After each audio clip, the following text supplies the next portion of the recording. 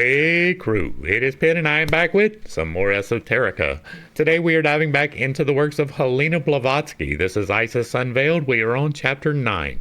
We are reading aloud and discussing as we go along the various points that are brought to light by the text. It's not the format for everyone, but some people seem to find enjoyment in it, so you are more than welcome to tag along as we continue our exploration. Before we begin, however, if you are unfamiliar with me, any of my unconventional beliefs, or if at any point in time I lose you in the terminology, there will be several playlists linked in the corner above, in the box below, along with the original source material so that you can get a better understanding of who I am and why I say the things that I do. With that being said, we are going to dive in and continue our exploration of Isis Unveiled with Chapter 9. Thou canst not call that madness of which thou art proved to know nothing. Tertullian Apology. This is not a matter of today or yesterday, but hath been from all times, and none hath told us whence it came or how. Sophocles. Belief in the supernatural is a fact, natural, primitive, universal, and constant in the life of and history of the human race. Unbelief in the supernatural begets materialism, sensuality, social convulsions, amid whose storm man again learns to believe and pray. Godot. Guillot. If anyone think these things incredible, let him keep his opinions to himself and not contradict those who, by such events, are incited to the study of virtue. Josephus. From the Platonic and Pythagorean views of matter and force, we will now turn to the Kabbalistic philosophy of the origin of man and compare it with the theory of natural selection enunciated by Darwin and Wallace. It may be that we shall find as much reason to credit the ancients with originality in this direction as in that which we have been considering. To our mind, no stronger proof of the theory of cyclical progression need be required than the comparative enlightenment of former ages and that of the patristic church as regards the form of the earth and the movements of the planetary system. Even were other evidence wanting, the ignorance of Augustine and Lactantius, misleading the whole of Christendom upon these questions until the period of Galileo, would mark the eclipses through which human knowledge passes from age to age. The coats of skin, mentioned in the 3rd chapter of Genesis as given to Adam and Eve, are explained by certain ancient philosophers to mean the fleshly bodies with which, in the progress of the cycles, the progenitors of the race became clothed. Alright, we're already going to have to stop. I have done an extensive Bible study. We went through piece by piece and line by line and talked about most of the Bible and the things that were correct and incorrect in there. I do not hold with Christianity or Judaism in whole, right? We have talked about the various reasons why, and that is the major inconsistencies as you go through the book, in large part because you cannot build a castle upon shifting sand. There is nothing but shifting sand, right?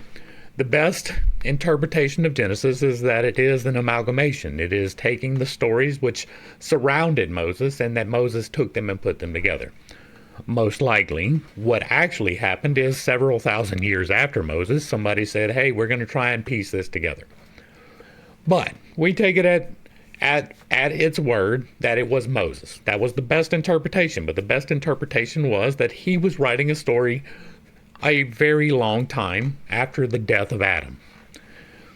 As such, it was a verbal history up until the Exodus. After the Exodus, it was written down in the best interpretation. Now, I have a lot of reasons why we don't follow that particular book in any great measure. But this, right, we talked before about how as a literal thing, Genesis doesn't work. As an allegory, it kind of does.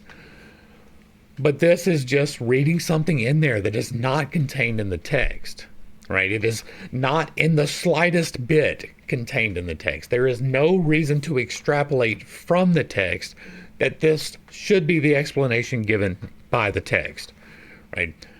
They saw themselves, saw that they were naked, and knew it to be sin. Now, the tree of knowledge was the sin, right? It was understanding that sin was a thing, was the sin. You now become responsible for the level of knowledge that you have. We raise levels of knowledge over here all of the time. This is one of those days. By becoming aware of the sin, they became less than purely faithful followers. But there is no reason to think that fleshly bodies was the result of that. As a matter of fact, if you believe in Genesis, you cannot take this as it is written right now. It says that God created man out of clay. He took the clay, he molded it, and breathed his life into it. Well, that means that he had a fucking body. That means that there was flesh attached. That does not mean that after Eden, they were given a fleshly body. That is not what is said in that book. And you can take whatever you want out of it. You can read into anything, whatever you want. People do it all of the time. You can take Harry Potter and you can find a prophecy that you can believe will relate to real life today, but it's not. It's a work of fiction. This was an explanation about the beginning of man. It may or may not be the correct one, but I lean more towards the not. It is allegory, absolutely. But this is not the allegory that is contained within it. This is foolishness, right? This trying to explain something that is not contained within the text as though it does is foolishness. It is the same as the virgin birth. That is not what is contained in the actual prophecy. What is contained in the actual prophecy is the prophet said, hey, give me a sign that you want to see. And he's like, I ain't doing that. So the prophet said, fine. What I'm going to do is I'm going to give you a prophecy for us. This maiden right here will conceive and have a child. And by the time that it is eating curds, then this event will happen. And it did. It didn't say anything about a virgin giving birth at all. That is not at all what is contained within that text. It is you reading something else into it. It doesn't matter how many generations have been reading that same mistake, it is still a mistake. It is still wrong. It doesn't matter how long people have believed that, because here's a clue. Most people are dumb. And by dumb, I mean ignorant. Ignorant is not the same as stupid. Stupid is unable to learn. Ignorant is you haven't learned it yet. Right? Most people have the capacity to learn it, but they don't have the capacity to reason it out themselves, and they are too lazy to attempt that. They take what is told to them and they run with it. They say, okay, fine, that is great. That is not what I do over here. What I do over here is I point out the inconsistencies. I tell you, this is shifting sand. This is not correct. Most of what I have seen in Kabbalism, and by no means am I an expert in Kabbalism, because quite honestly, I'm not going to devote my energy into that. I will devote my energy into attempting to contact the entities, but I'm not going to devote my energy into Kabbala, because as far as I can tell, Kabbala is full of shit. It is too many steps to accomplish what needs to be done, and assigning extra things that are not necessary for the process. So I don't claim to be a Kabbala expert. We will probably study it, but I am not going to meditate upon it. It's just not going to happen. What is being said right here? The progenitors of the race became clothed after... No. Just no. Not going to happen. It's not what it means. All right, back to the text. They maintain that the godlike physical form became grosser and grosser until the bottom of what may be termed the last spiritual cycle was reached, and mankind entered upon the ascending arc of the first human cycle. Then began an uninterrupted series of cycles, or yugas. The precise number of years of which each of them consisted remaining an inviolable mystery within the precincts of the sanctuaries and disclosed only to the initiates.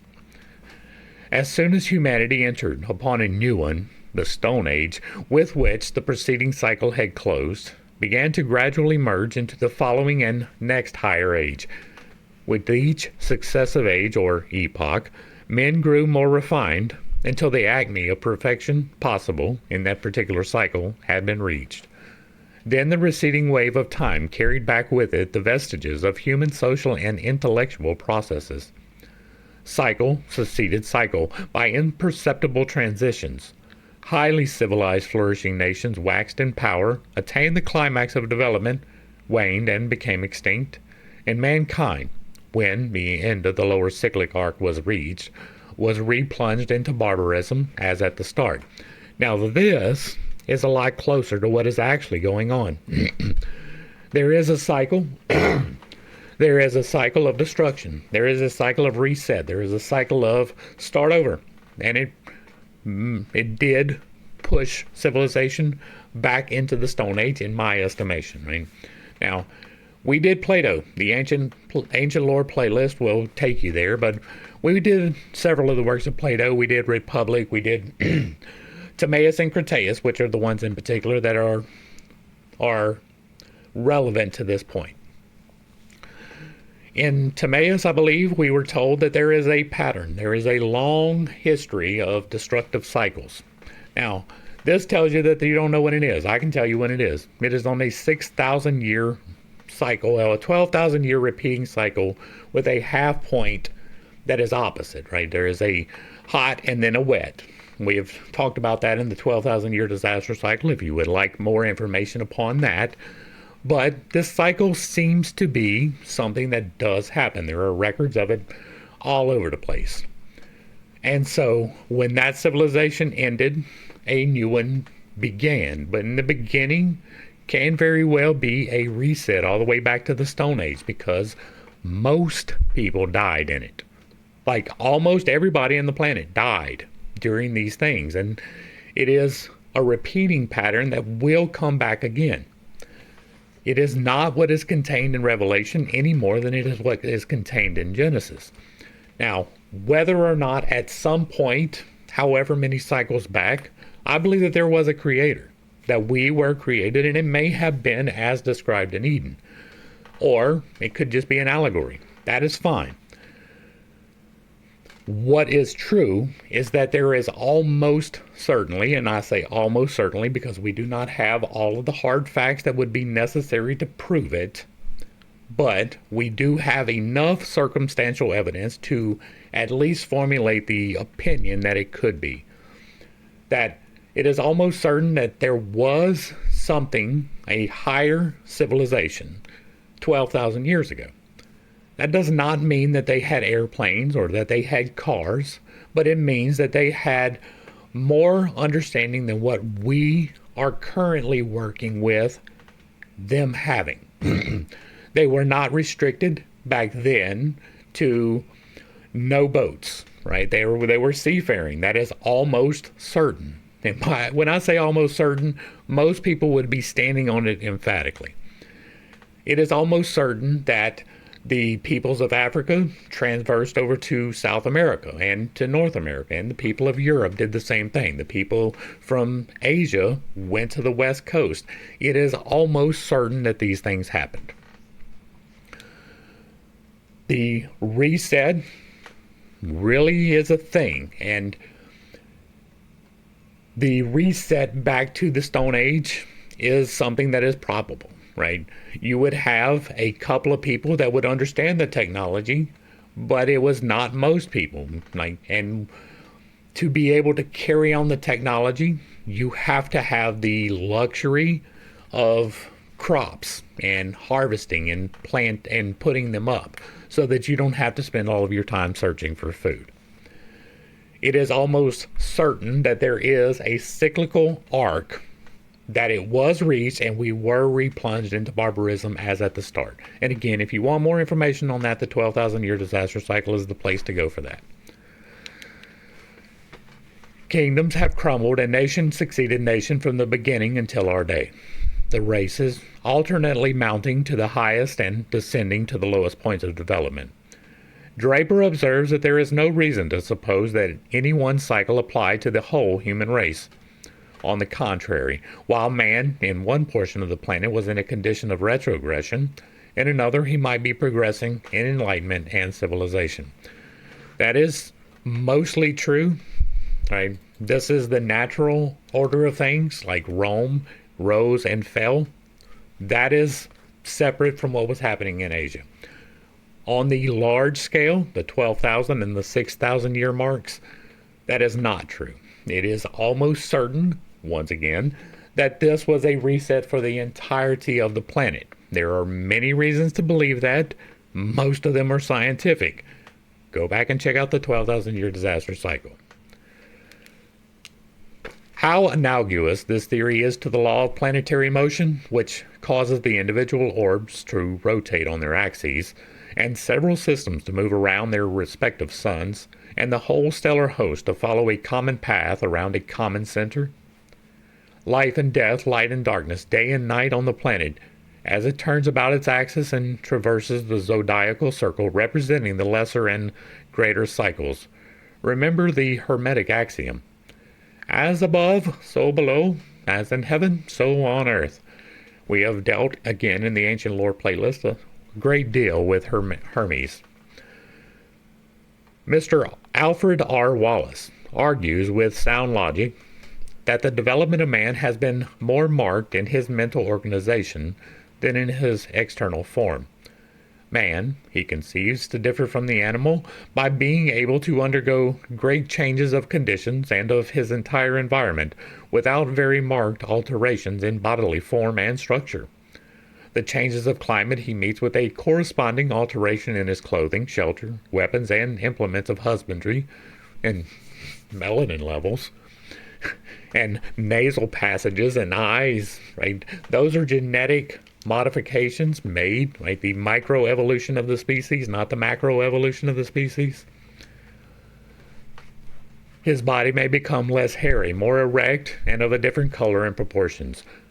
The head and face is immediately connected with the organ of the mind, and, as being the medium, expressing the most refined emotions of his nature, alone change with the development of his intellect. There was a time when he had not yet acquired that wonderfully developed brain, the organ of the mind, which now, even in its lowest examples, raises him far above the highest brutes, at a period when he had the form but hardly the nature of man, when he neither possessed human speech nor sympathetic and moral feelings. Further, Mr. Wallace says, man may have been, indeed, I believe must have been, once, a homogeneous race. In man, the hairy covering of the body has almost entirely disappeared. Of the cavemen of Les Aziris, Mr. Wallace remarks further, the great breadth of the base, the enormous development of the ascending ramus of the lower jaw indicate enormous muscular power and the habits of a savage and brutal race. Now, I am going to stop. Once again, I believe in microevolution. I do not believe in macroevolution. I believe that man is a created species, however that may have come to be. There is no reason, there is zero biological imperative for man to lose the covering of his hair. None. There is zero reason why man would naturally evolve for less hair. It leaves you, in all cases, less able to acclimate to the climate. Even in the heat. You may not realize that if you've never had a covering, but this part of my face stays a lot cooler than this part of my face. It stays a lot cooler than my shoulders. It stays cooler than any of the exposed parts, even in the sunshine. And in the winter, it stays warmer. It is a natural insulation for both effects. There is zero biological imperative for losing hair. There is no reason for it to happen. It makes no sense. There is no reason why a woman would choose a mate who is less able to adapt and survive in the environment. Her children would have the same problem. There is no reason why we would have to lose our hair and then develop clothing. There is no biological imperative for that. If you can prove a biological imperative to me for losing our hair, I would be willing to listen, but it's going to be a very hard sell. Gorillas live in the most humid, hottest part of the planet, and their bodies have hair. All of the simians have the same issue. All of the animals on the planet, fairly, pretty much, right? Unless you're a fish and you're in the water and it doesn't matter to you, or if you're a bird and you have feathers, it's the same thing. Now, do we have some without? Yes, the naked mole rat being the most egregious example of that, right? But we do have things which, generally speaking, we have evolved to be hairless, like the cats and things like that. But nature almost always covers their people. Now, the naked mole rat, they live underground for a large part of their life. They don't really need the insulation in the way that we do. There is no biological imperative for man to lose his hair. There's just not. It doesn't serve a purpose. It makes it less able to distribute the pheromones so that it can attract a mate. It makes it less able to hide in the shrubbery while you're out hunting. It makes it less able to survive the elements. There is no biological imperative for man to lose his hair. That is a major problem for the macroevolution people. Now, diversity within the species is an absolute thing. That is microevolution. You have a bird and there's a scarcity of food supply, so they develop different beaks to get to different food supplies. Okay, we can buy that. That takes a very long period of time, and there is intermingling up to during the process, right? Like, you can't have just one of a species spontaneously mutate and then a whole new species develop from that. There has to be commingling, and then the genetic mutation has to take the dominant aspect. And that has to repeat as a pattern over time for it to become a new species. There is no biological imperative for man to lose his hair. That is important. Such are the glimpses when anthropology affords us of men, either arrived at the bottom of a cycle or starting a new one. Let us see how far they are corroborated by clairvoyant psychometry. Professor Denton submitted a fraction of fossilized bone to his wife's examination without giving Mrs. Denton any hint as to what the article was. It immediately called up to her pictures of people and scenes which he thinks belong to the Stone Age. She saw men closely resembling monkeys with a body very hairy, and as if the natural hair answered the purpose of clothing. That's because it does. I question whether he can stand perfectly upright. His hip joints appear to be so formed he cannot, she added. Occasionally I see a part of the body of one of these beings that looks comparatively smooth. I can see the skin, which is lighter colored. I do not know whether he belongs to the same period. At a distance, the face seems flat. The lower part of it is heavy. They have what I suppose would be called progantheous jaws. The frontal region of the head is low, and the lower portion of it is very prominent, forming a round ridge across the forehead, immediately above the eyebrows. Now, I see a face that looks like that of a human being, though there is a monkey-like appearance about it. All these seem of that kind, having long arms and hairy bodies. So she took one bone and saw multiple images? Seems entirely likely. Seems absolutely like what would happen. Whether or not the men of science are willing to concede the correctness of the Hermetic theory of the physical evolution of man from higher and more spiritual natures, they themselves show us how the race has progressed from the lowest observed point to its present development. No, they have several skips in the steps. And, as all nature seems to be made up of analogies, is it unreasonable to affirm that the same progressive development of individual forms has prevailed among the inhabitants of the unseen universe? If such marvelous effects have been caused by evolution upon our little, insignificant planet, producing reasoning and intuitive men from some higher type of the ape family, why suppose that the boundless realms of space are inhabited only by disembodied angelic forms? Why not give place in that vast domain to the spiritual duplicates of these hairy, long-armed, and half-reasoning ancestors? their predecessors, and all their successors, down to our time. Of course, the spiritual parts of such primeval members of the human family would be as uncouth and undeveloped as were their physical bodies. While they made no attempt to calculate the duration of the grand cycle, the Hermetic philosophers yet maintain that, according to the cyclic law, the living human race must inevitably and collectively return one day to that point of departure, where man was first clothed with coats of skin. Or, to express it more clearly, the human race must, in accordance with the law of evolution, be finally physically spiritualized. Unless Messrs.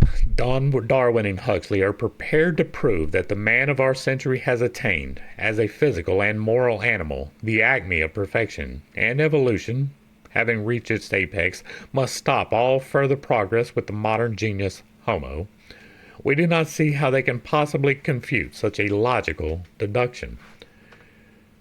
In his lecture on the action of natural selection on man, Mr. Alfred R. Wallace concludes his demonstrations as to the development of human races under that law of selection by saying that, if his conclusions are just, it must inevitably follow that the higher, the more intellectual and moral, must displace the lower and more degraded races, and the power of natural selection, still acting on his mental organization, must ever lead to the more perfect adaptation of man's higher faculties to this condition of his surrounding nature, and to the exigencies of the social state,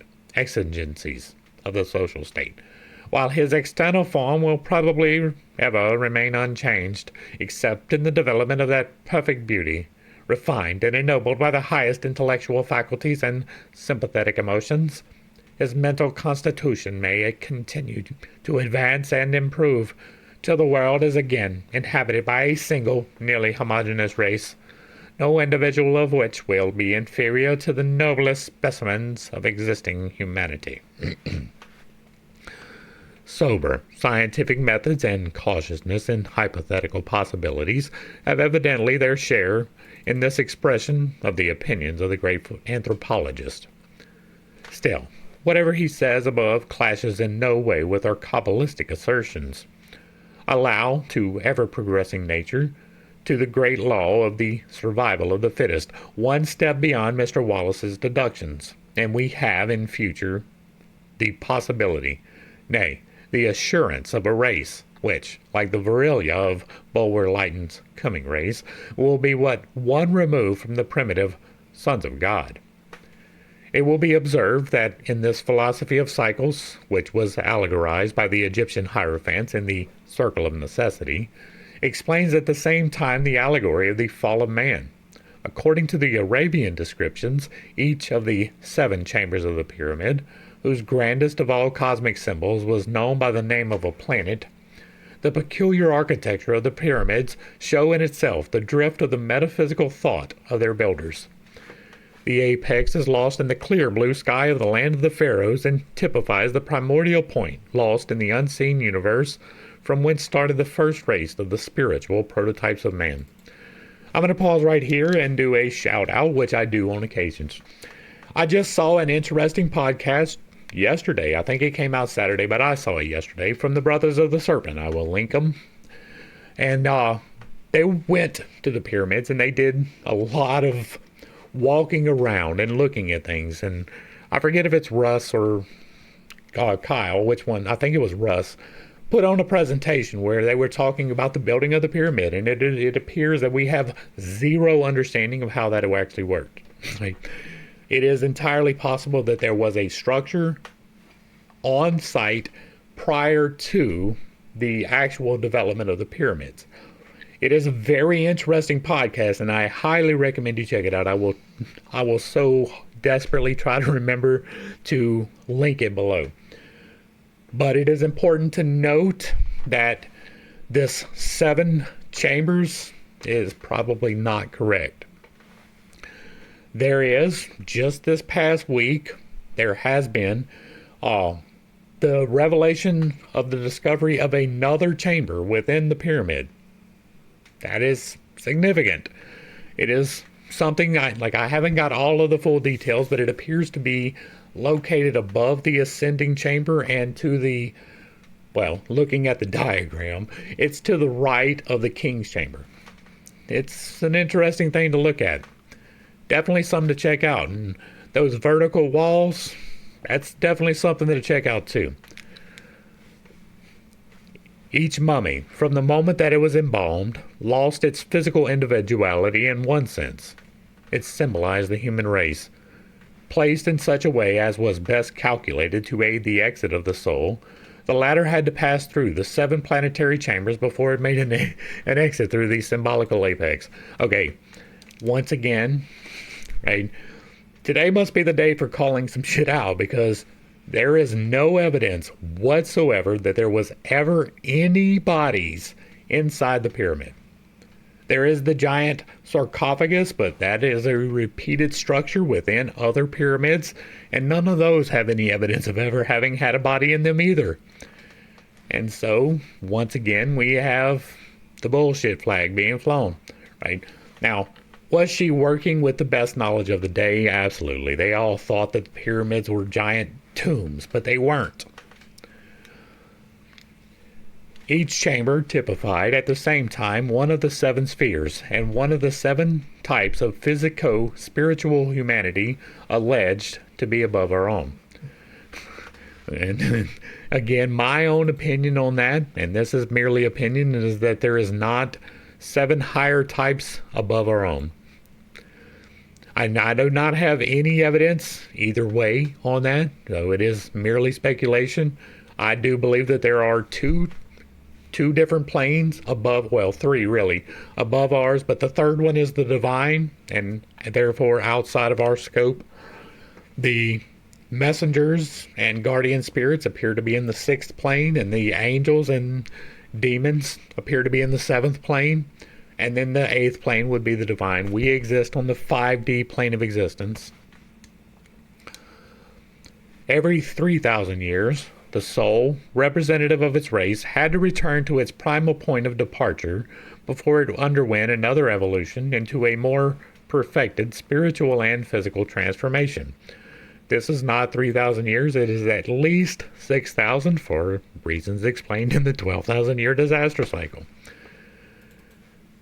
We must go deep indeed into the abstruse metaphysics of Oriental mysticism before we can realize fully the infinitude of the subjects that were embraced at one sweep by the majestic thought of its exponents. Starting as a pure and perfect spiritual being, the Adam of the 2nd chapter of Genesis is not satisfied with the position allotted to him by the Demiurgus, who is the eldest first begotten, the Adam Katamon. Adam the 2nd, the man of dust, strives in his pride to become creator in his turn. Wow! Evolved out of the androgynous Kadmon, this Adam is himself an androgen. For according to the oldest beliefs presented allegorically in Plato's Timaeus, the prototypes of our races were all enclosed in the microcosmic tree which grew and developed within and under the great mundane or macrocosmic tree. Refer to Timaeus, where we have gone through in some extensive detail the things that are written by Plato about Socrates, who was recording the words of Solon, who got it from somebody in Egypt. But this is not what's there. Divine spirit being considered a unity. Like there is so much in this particular one of self-insertion, right? First off, if you read Genesis, Adam and Adam were the same Adam. It was just a different accounting of how it happened because it was an amalgamation. It was not the, God told me to write this down. There was a, what is the stories again? Okay, well, let's write that down, right? Divine Spirit, being considered a unity, however numerous the rays of the great spiritual sun, man has still had his origin, like all other forms, whether organic or otherwise, in this one fount of eternal light.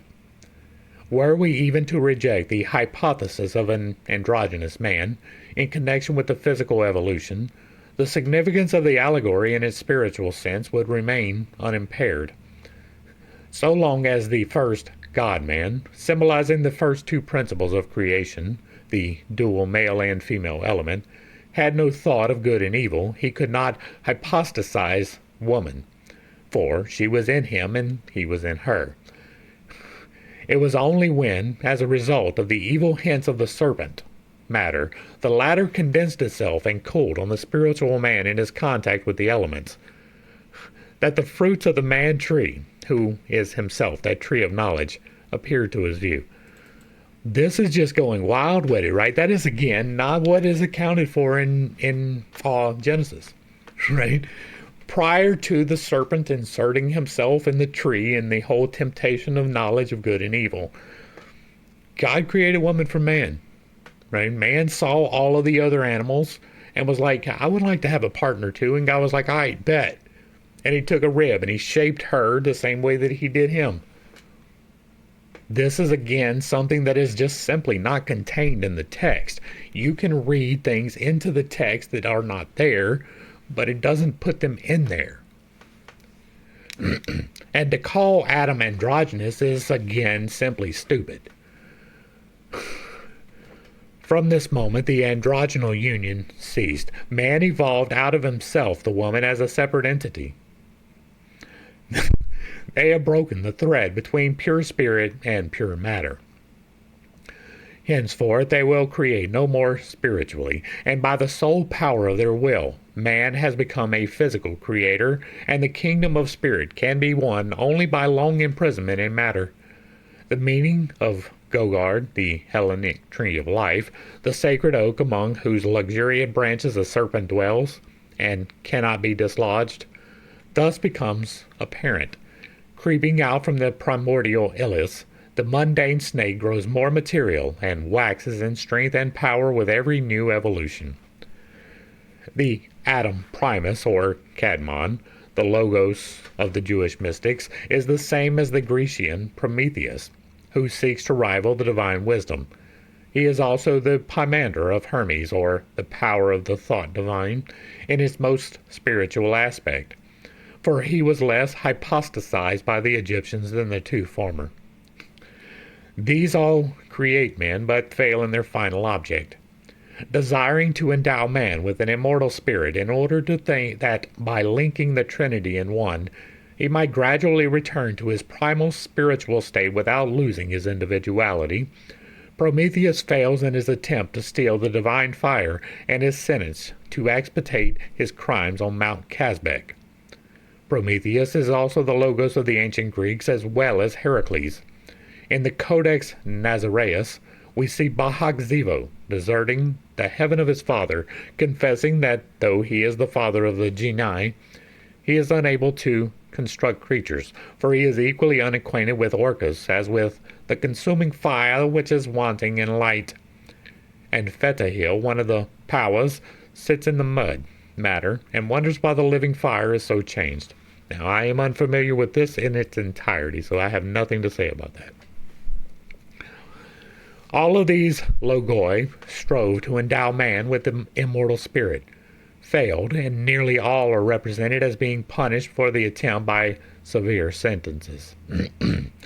Those of the early Christian fathers, who, like Origen and Clemens Alexandrinus, were well versed in pagan symbology, having begun their career as philosophers, felt very much embarrassed. They could not deny the anticipation of their doctrines in the oldest myths. The latest logos, according to their teachings, had also appeared in order to show mankind the way to immortality, and in his desire to endow the world with eternal life through the Pentecostal fire, had lost his life agreeably to the traditional program. Thus was originated the very awkward explanation of which our modern clergy freely avail themselves, that all these mythic types show the prophetic spirit which, through the Lord's mercy, was afforded even the heathen idolaters. The pagans, they assert, had presented in their imagery the great drama of Calvary, hence the resemblance. And God, this is cool, right? Like, God saw fit to tell them, hey, something is coming. Here, use this story instead of the one that is the actual truth. That's what God did. God said, you know what? I'm going to give you this incorrect story for you to use until you get the right story. That's how that worked. I'm a little bit salty today, I think. On the other hand, the philosophers maintain with unassailable logic that the pious fathers had simply helped themselves to a ready-made groundwork, either finding it easier than to exert their own imagination, or because of the greater number of ignorant proselytes who were attracted to the new doctrine by such an extraordinary resemblance to their mythologies, at least as far as the outward form of the most fundamental doctrine goes. The allegory of the fall of man in the fire of Prometheus is also another version of the myth of the rebellion of the proud Lucifer, hurled down into the bottomless pit Orcus. In the religion of the Brahmins, Moisashur, the Hindu Lucifer, becomes envious of the Creator's resplendent light, and at the head of a legion of inferior spirits, rebels against Brahma and declares war against him. Like Hercules, the faithful Titan, who helps Jupiter and restores him to his throne, Siva, the third person of the Hindu Trinity, hurls them all from the celestial abode in Handera, the region of eternal darkness. But here the fallen angels are made to repent of their evil deed, and in the Hindu doctrine they are all afforded the opportunity to progress. In the Greek fiction, Hercules, the sun god, descends to Hades to deliver the victims from their tortures. And the Christian church also makes her incarnate God descend to the dreary Plutonic regions and overcome the rebellious ex-archangel. In their turn, the Kabbalists explain the allegory in a semi-scientific way. Adam, the second or the first created race, which Plato calls gods, and the Bible the Elohim, was not triple in his nature like the earthly man. He was not composed of soul, spirit, and body, but was a compound of sublimated astral elements into which the Father had breathed an immortal divine spirit. That is exactly the same. The latter, by reason of its godlike essence, was ever struggling to liberate itself from the bonds of even that flimsy prison. Hence, the sons of God, in their impotent efforts, was the first to trace a future model for the cyclic law. But man must not be like one of us, says the creative deity, one of the Elohim, entrusted with the fabrication of the lower animal.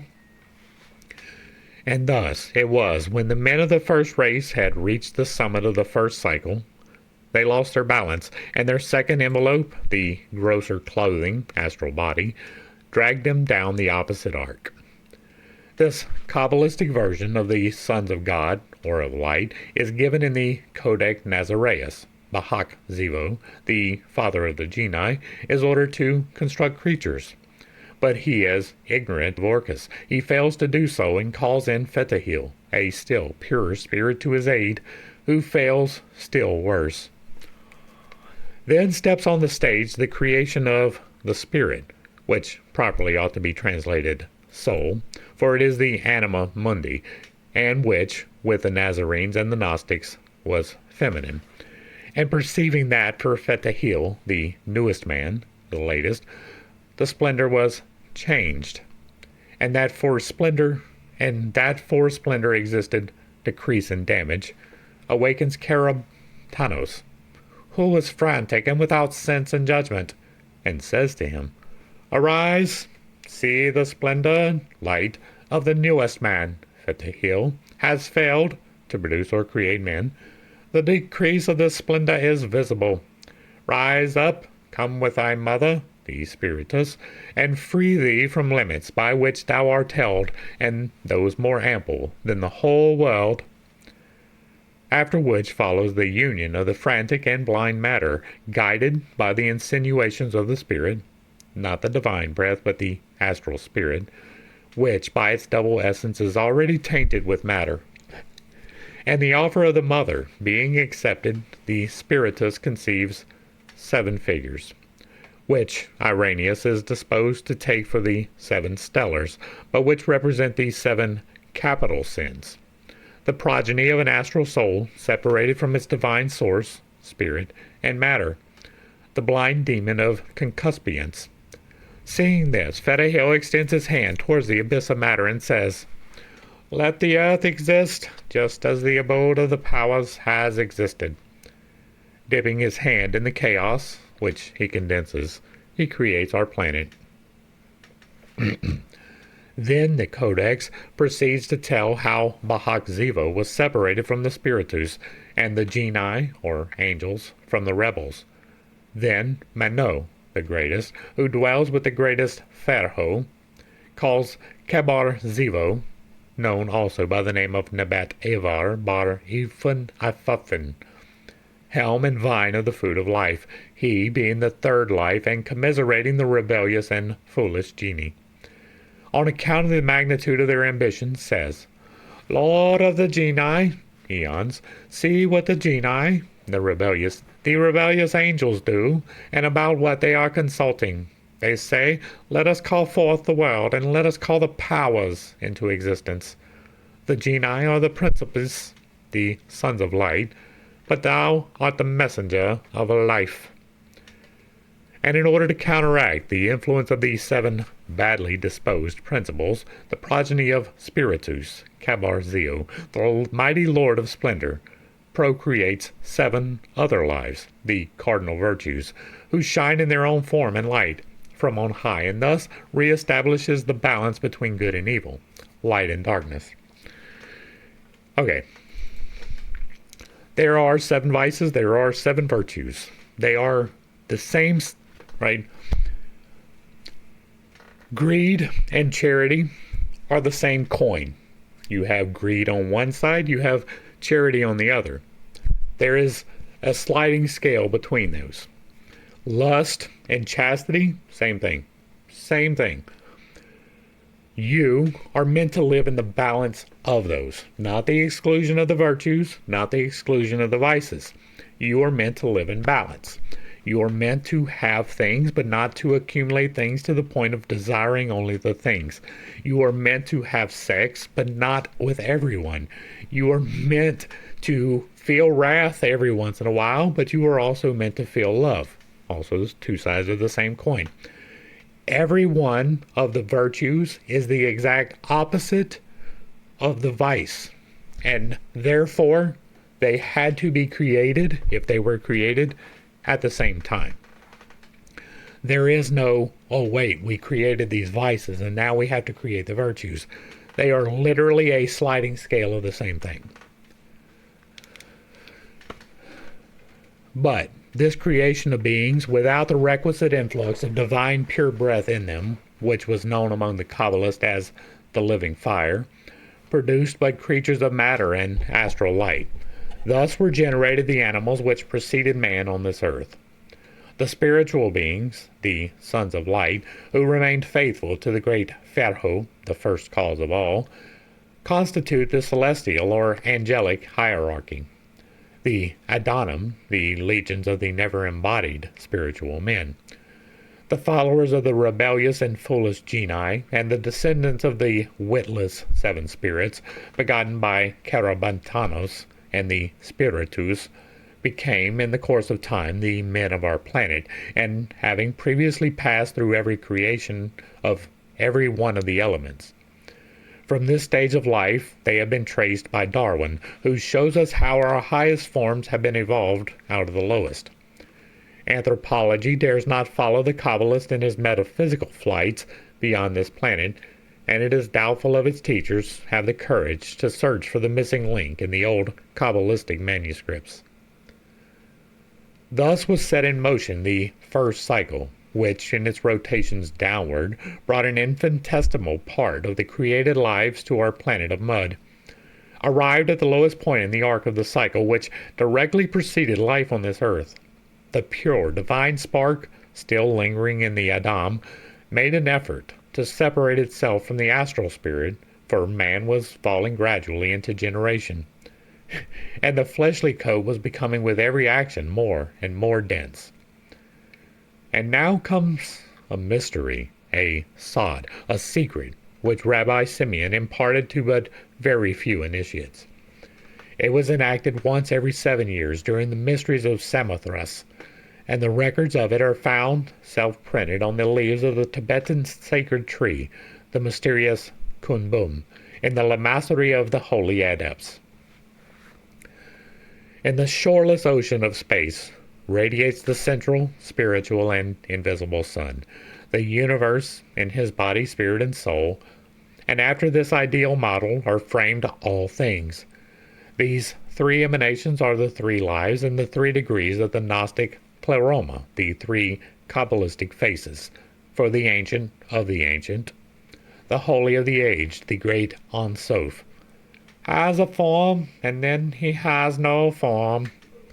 The invisible assumed a form when he called the universe into existence, says the Zohar, the Book of Splendor. The first light is his soul, the infinite, boundless, and immortal breath, under the efflux of which the universe heaves its mighty bosom, infusing intelligent life throughout creation. The second emanation condenses cometary matter and produces forms within the cosmic circle, sets the countless worlds floating in the electric space, and infuses the unintelligent, blind life principle into every form. The third produces the whole universe of physical matter, and, as it keeps gradually receding from the central divine light, its brightness wanes, and it becomes darkness and the bad, pure matter, the gross purgations of the celestial fire of the Hermetists. When the central invisible, the Lord Pharaoh, saw the efforts of the divine scintilla, unwilling to be dragged lower down into the degradation of matter to liberate itself, he permitted it to shoot out from itself a monad, over which, attached to it as by the finest thread, the divine scintilla, a soul, had to watch during its ceaseless peregrinations from one form to another. Thus, the monad was shot down into the first form of matter and became encased in stone. Then, in course of time, through the combined efforts of living fire and living water, both of which shone their reflection upon the stone, the monad crept out of its prison to sunlight as a lichen. From change to change it went higher and higher, the monad, with every new transformation, borrowing more of the radiance of its parent, scintilla, which approached it nearer at every transmigration. For the first cause had willed it to proceed in this order, and destined it to creep on higher until its physical form became once more the atom of dust, shaped in the image of the atom Kadmon. Before undergoing its last earthly transformation, the external covering of the monad, from the moment of its conception as an embryo, passes, in turn, once more, through the phases of the several kingdoms. In its fluidic prison, it assumes a vague resemblance at various periods of the gestation of plant, reptile, bird, and animal, until it becomes a human embryo. At the birth of the future man, the monad, radiating with all the glory of its immortal parent which watches it from the seventh sphere, becomes senseless. It loses all recollection of the past and returns to consciousness, but gradually, when the instinct of childhood gives way to reason and intelligence. After the separation between the life principles, astral spirit, and the body takes place, the liberated soul, monad, exultingly rejoins the mother and father spirit, the radiant Algoides, and the two, merged into one forever form, with a glory proportioned to the spiritual purity of the past earth, the atom, who has completed the circle of necessity and is freed from the last vestige of its physical encasement. Henceforth, growing more and more radiant at each step of his upward progress, he mounts the shining path that ends at the point from which he started around the grand cycle. The whole Darwinian theory of natural selection is included in the first 6 chapters of the book of Genesis. No, it's not. The man of chapter 1 is radically different from the Adam of chapter 2, for the former was created male and female, that is, bisexed. That is not what it says. And in the image of God, it says that he created a male and female. while the latter, according to verse 7, was formed out of the dust of the ground and became a living soul, after the Lord God breathed into his nostrils the breath of life. Moreover, this Adam was a male being, and in verse 20 we are told that there was not found a helpmeet for him. The Adonai, being pure spiritual entities, had no sex, or rather had both sexes united in themselves, like their Creator. And that right there, that is exactly why they were having sex with women. That is exactly why they were having sex with women, because they had no sex. They had no genitals. They had no sex. They had no sex, and that's why they were having sex with women. Do you see how ridiculous that sounds? And the ancients understood this so well that they represented many of their deities as of dual sex. The biblical student must either accept this interpretation or make the passages in the two chapters alluded to absurdly contradict each other. They do indeed contradict each other. And you want to know why? Because Moses, in the best estimation, Moses was taking all of these myths and putting them together. He took a little bit from the Sumerians, and he took a little bit from the Hindi, and he took a little bit from the Egyptians, and he took a little bit from all of the surrounding peoples, and he formed his own religion out of it. That is what Moses did. In the best estimation, he was creating a religion independently of God. If you actually read the book, go back and check out Exodus if you don't know what I'm talking about. It was such literal acceptance of passages that warranted the atheist in covering the Mosaic account with ridicule, and it is the dead letter of the old text that begets the materialism of our age. Not only are these two races of beings thus clearly indicated in Genesis, but even a third and fourth one are ushered before the reader in chapter 4, where the sons of God and the race of giants are spoken of. Again, it gives direct, go back to Genesis. I'm not gonna keep stopping to hammer the same point. This whole chapter so far has been nothing but bullshit, in my estimation.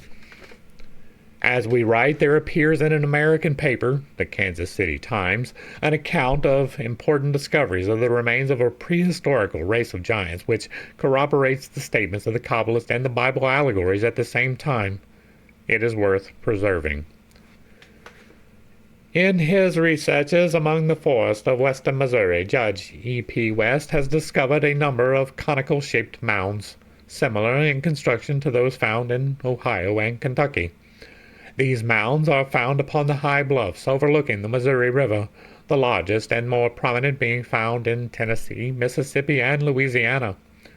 Until about 3 weeks ago, it was not suspected that the mound builders had made this region their home in the prehistoric days, but now it is discovered that this strange and extinct race once occupied this land and have left an extensive graveyard in a number of high mounds upon the Clay County bluffs.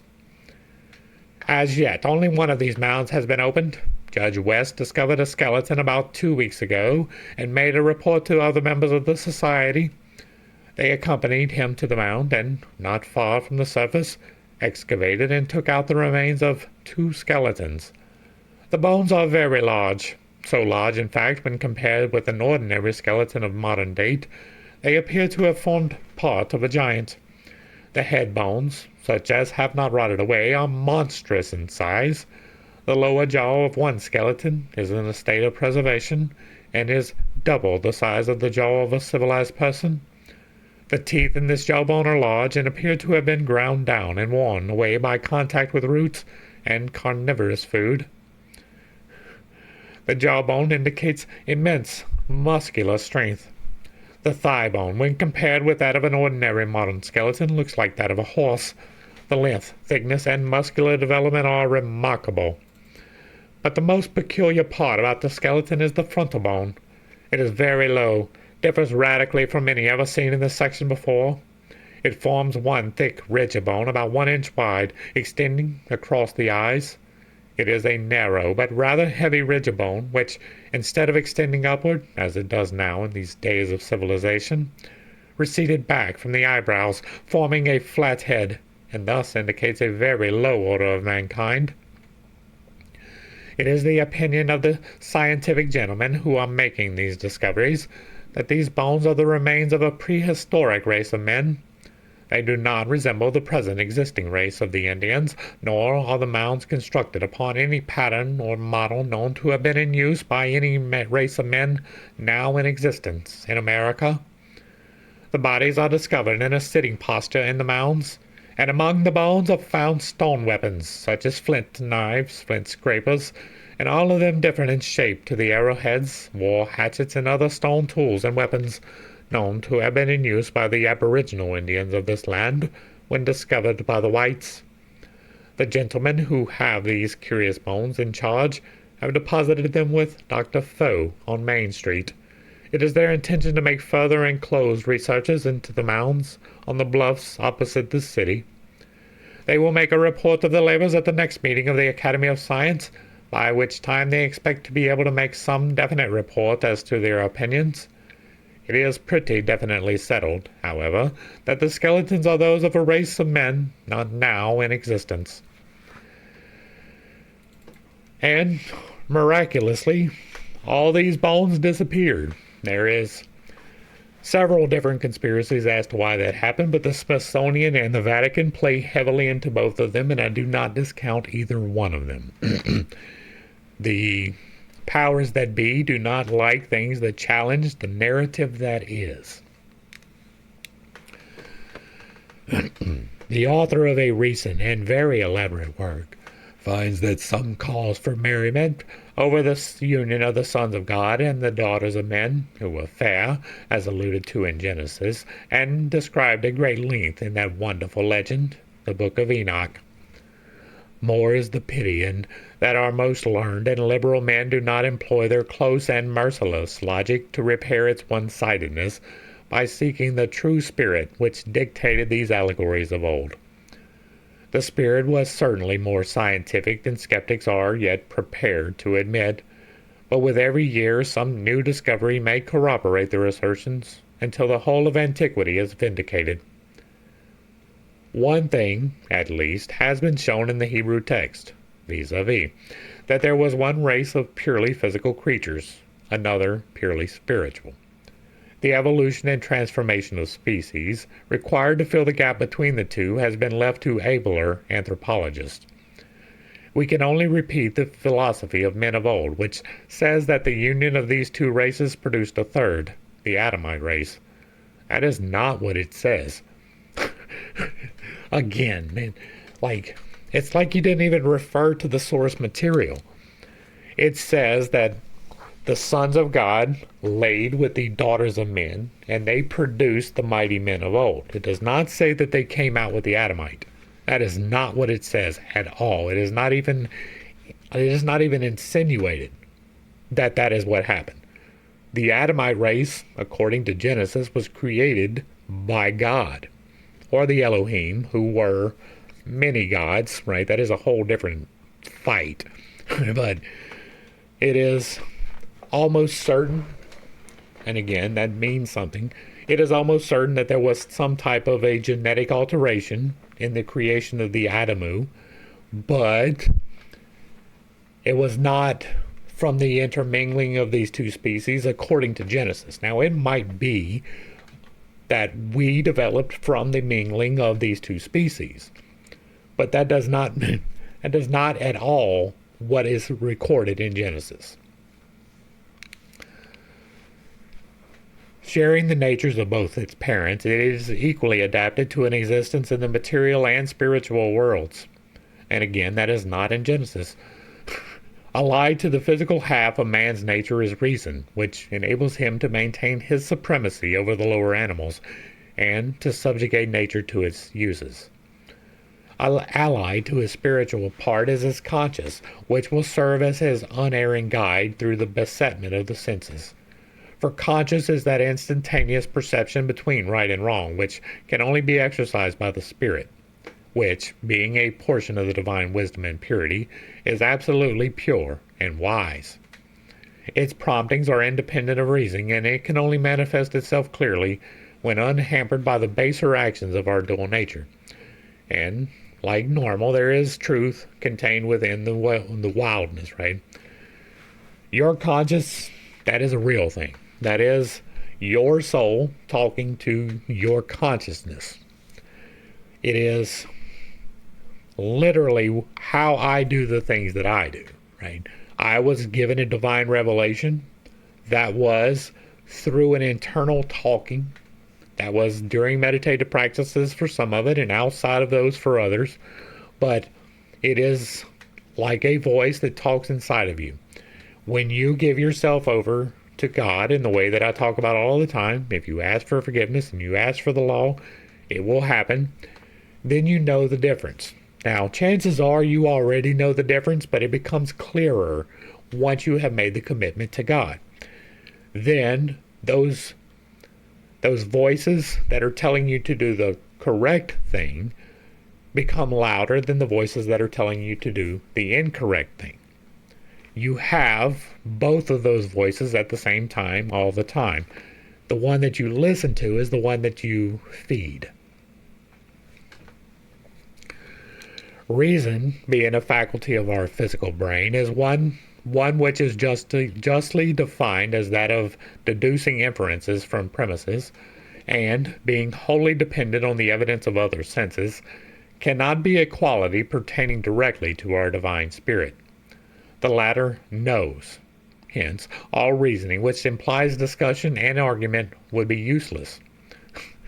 So, an entity which, if it must be considered as a direct emanation from the eternal spirit of wisdom, has to be viewed as possessed of the same attributes as the essence of the whole of which it is a part. Therefore, it is with a certain degree of logic that the ancient theurgists maintained that the rational part of man's soul, spirit, never entered wholly into the man's body, but only overshadowed him more or less through an irrational or astral soul, which serves as an intermediatory agent or a medium between spirit and body. The man who has conquered matter sufficiently to receive the direct light from his shining Auguides feels truth intuitionally.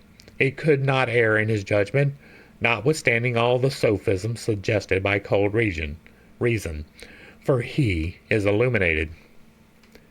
Hence, prophecy, vaticination, and the so-called divine inspiration are simply the effects of this illumination from above by your own immortal spirit. Now,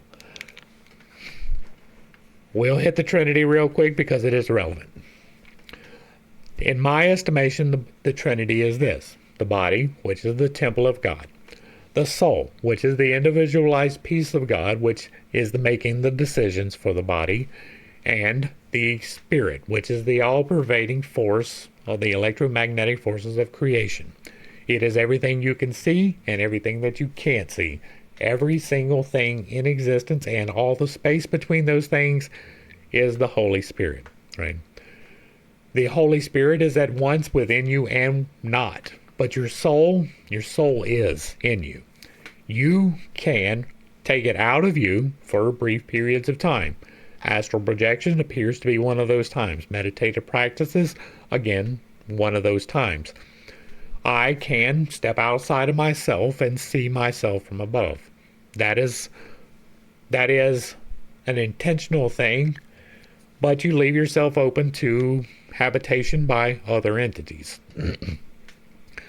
The spirit is different.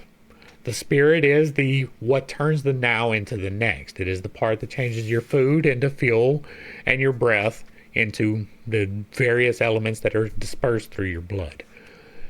It is the part that makes your fingers wiggle whenever you decide to make your fingers wiggle. You don't actually do that. Swedenborg, following the mystical doctrines of the Hermetic philosophers, devoted a number of volumes to the elucidation of the internal sense of Genesis. Swedenborg was undoubtedly a natural-born magician, a seer. He was not an adept. Thus, however closely he may have followed the apparent method of interpretation used by the alchemists and mystical writers, he partially failed. The more so that the model chosen by him in this method was one who, albeit a great alchemist, was no more of an adept than the Swedish seer himself, in the fullest sense of the word. Eugenius Philiathes had never attained the highest pyrotechny, to use the diction of the mystical philosophers. But although both have missed the whole truth in its details, Swedenborg has virtually given the same interpretation of the first chapter of Genesis as the Hermetic philosophers. The seer, as well as the initiates, notwithstanding their veiled phraseology, clearly show that the first chapters of Genesis relate to the regeneration, or new birth of a man, and not to the creation of our universe and its crown work, man. The fact that the terms of the alchemists, such as salt, sulfur, and mercury, are transformed by Swedenborg into ons, cause and effect, does not affect the underlying idea of solving the problem of the Mosaic books by the only possible method, that used by the Hermetist, that of correspondences. His doctrine of correspondence, or Hermetic symbolism, is that of Pythagoras and of the Kabbalists, as above, so below. It is also that of the Buddhist philosophers, who, in their still more abstract metaphysics, inverting the usual mode of definition given by our erudite scholars, calls the invisible types the only reality, and everything else the effects of the causes, or visible prototypes, illusions. However contradictory their various elucidations of the Pentateuch may appear on their surface, every one of them tends to show that the sacred literature of every country, the Bible as much as the Vedas or the Buddhist scriptures, can only be understood and thoroughly sifted by the light of Hermetic philosophy. The great sages of antiquity, those of the medieval ages, and the mystical writers of our more modern times also, were all Hermeticists. Whether the light of the truth had illuminated them through their faculty of intuition, or as a consequence of study and regular initiation, virtually, they had accepted the method and followed the path traced to them by such men as Moses, Gautama Buddha, and Jesus. The truth, symbolized by some alchemists as dew from heaven, had descended into their hearts, and they had all gathered it upon the tops of mountains, after having spread clean linen cloths to receive it, and thus, in one sense, they had secured, each for himself and in his own way, the universal solvent. How much they were allowed to share with the public is another question.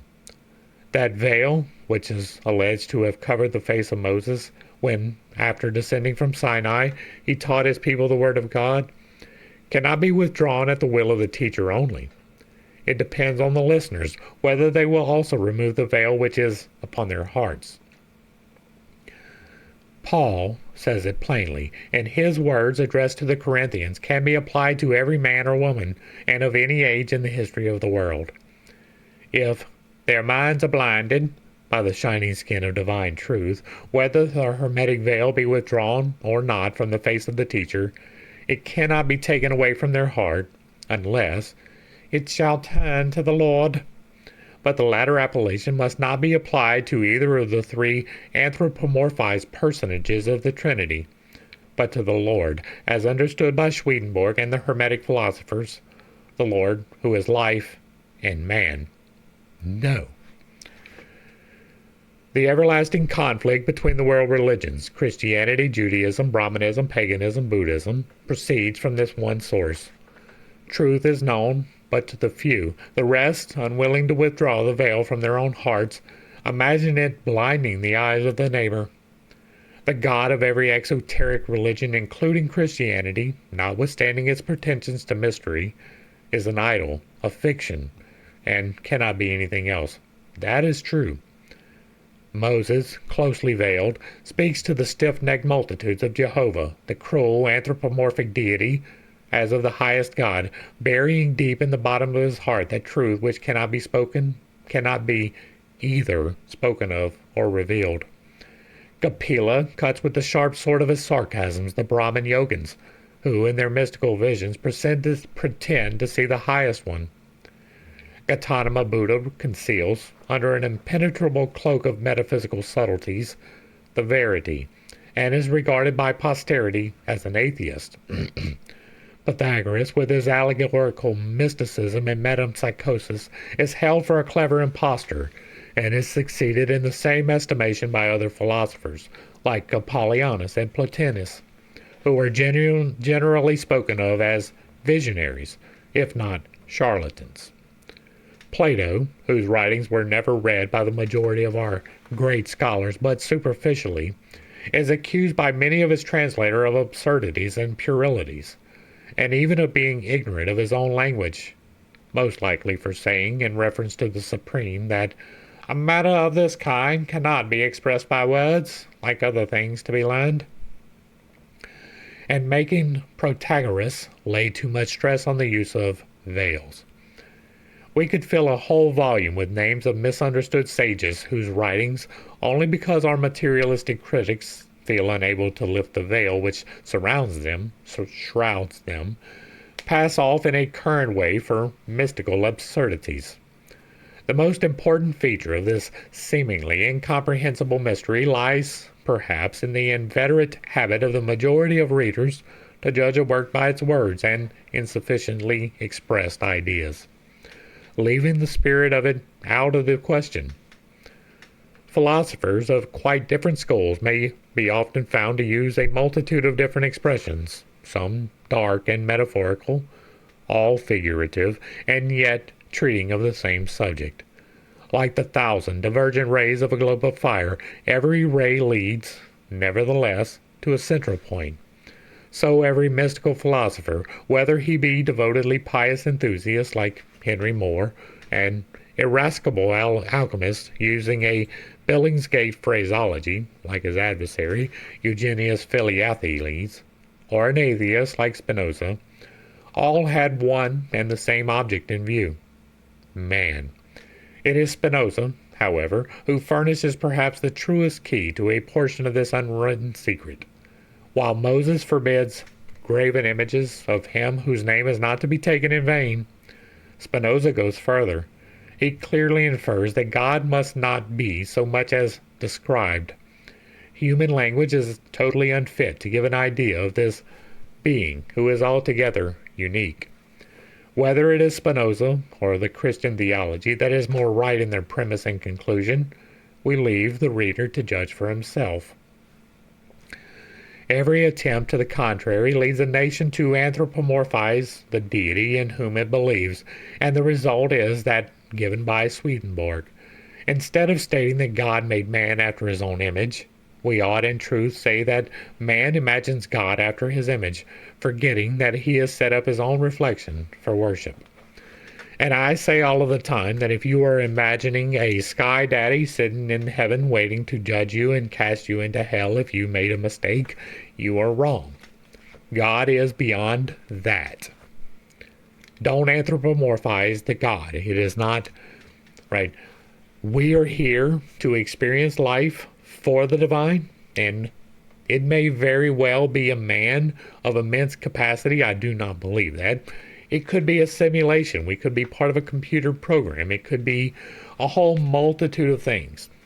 But to try and say that there is just some man directing all of the events and he is waiting on a throne to judge you is misinterpreting almost everything ever written about anything. Where then lies the true, real secret so much talked about by the Hermeticists? That there was and there is a secret no candid student of esoteric literature will ever doubt. Men of genius, as many of the Hermetic philosophers undeniably were, would not have made fools of themselves by trying to fool others for several thousand consecutive years. That this great secret, commonly termed the Philosopher's Stone, has a spiritual as well as a physical meaning attached to it, was suspected in all ages. The author of Remarks on Alchemy and the Alchemist very truly observes that the subject of the Hermetic art is man, and the object of the art is the perfection of man. That is true. But we cannot agree with him that only those whom he terms money-loving sots ever attempted to carry a purely moral design of the alchemist into the field of physical science. The fact alone that man, in their eyes, is a trinity which they divide into soul, water of mercury, and sulfur, which is the secret fire, or, to speak plainly, into body, soul, and spirit, shows that there is a physical side to the question. Man is the philosopher's stone spiritually, a triune or trinity in unity, as Philaethes expresses it. But he is also that stone physically. The latter is but the effect of the cause, and the cause is the universal solvent of everything, divine spirit. Man is a correlation of the chemical-physical forces as well as correlation of spiritual powers. The latter react on the physical powers of man in proportion to the development of the earthly man. The work is carried to perfection according to the virtue of a body, soul, and spirit, says an alchemist, for the body would never be penetrable were it not for the spirit, nor would the spirit be permanent in its superperfect tincture were it not for the body. Nor could these two act one upon another without the soul, for the spirit is an invisible thing, nor doth it ever appear without another garment, which garment is the soul. I do not disagree with that. Right? The body, the temple, the soul, the individualized piece of divinity, which is you making the decisions, and the spirit, this is not an incorrect description of those, right?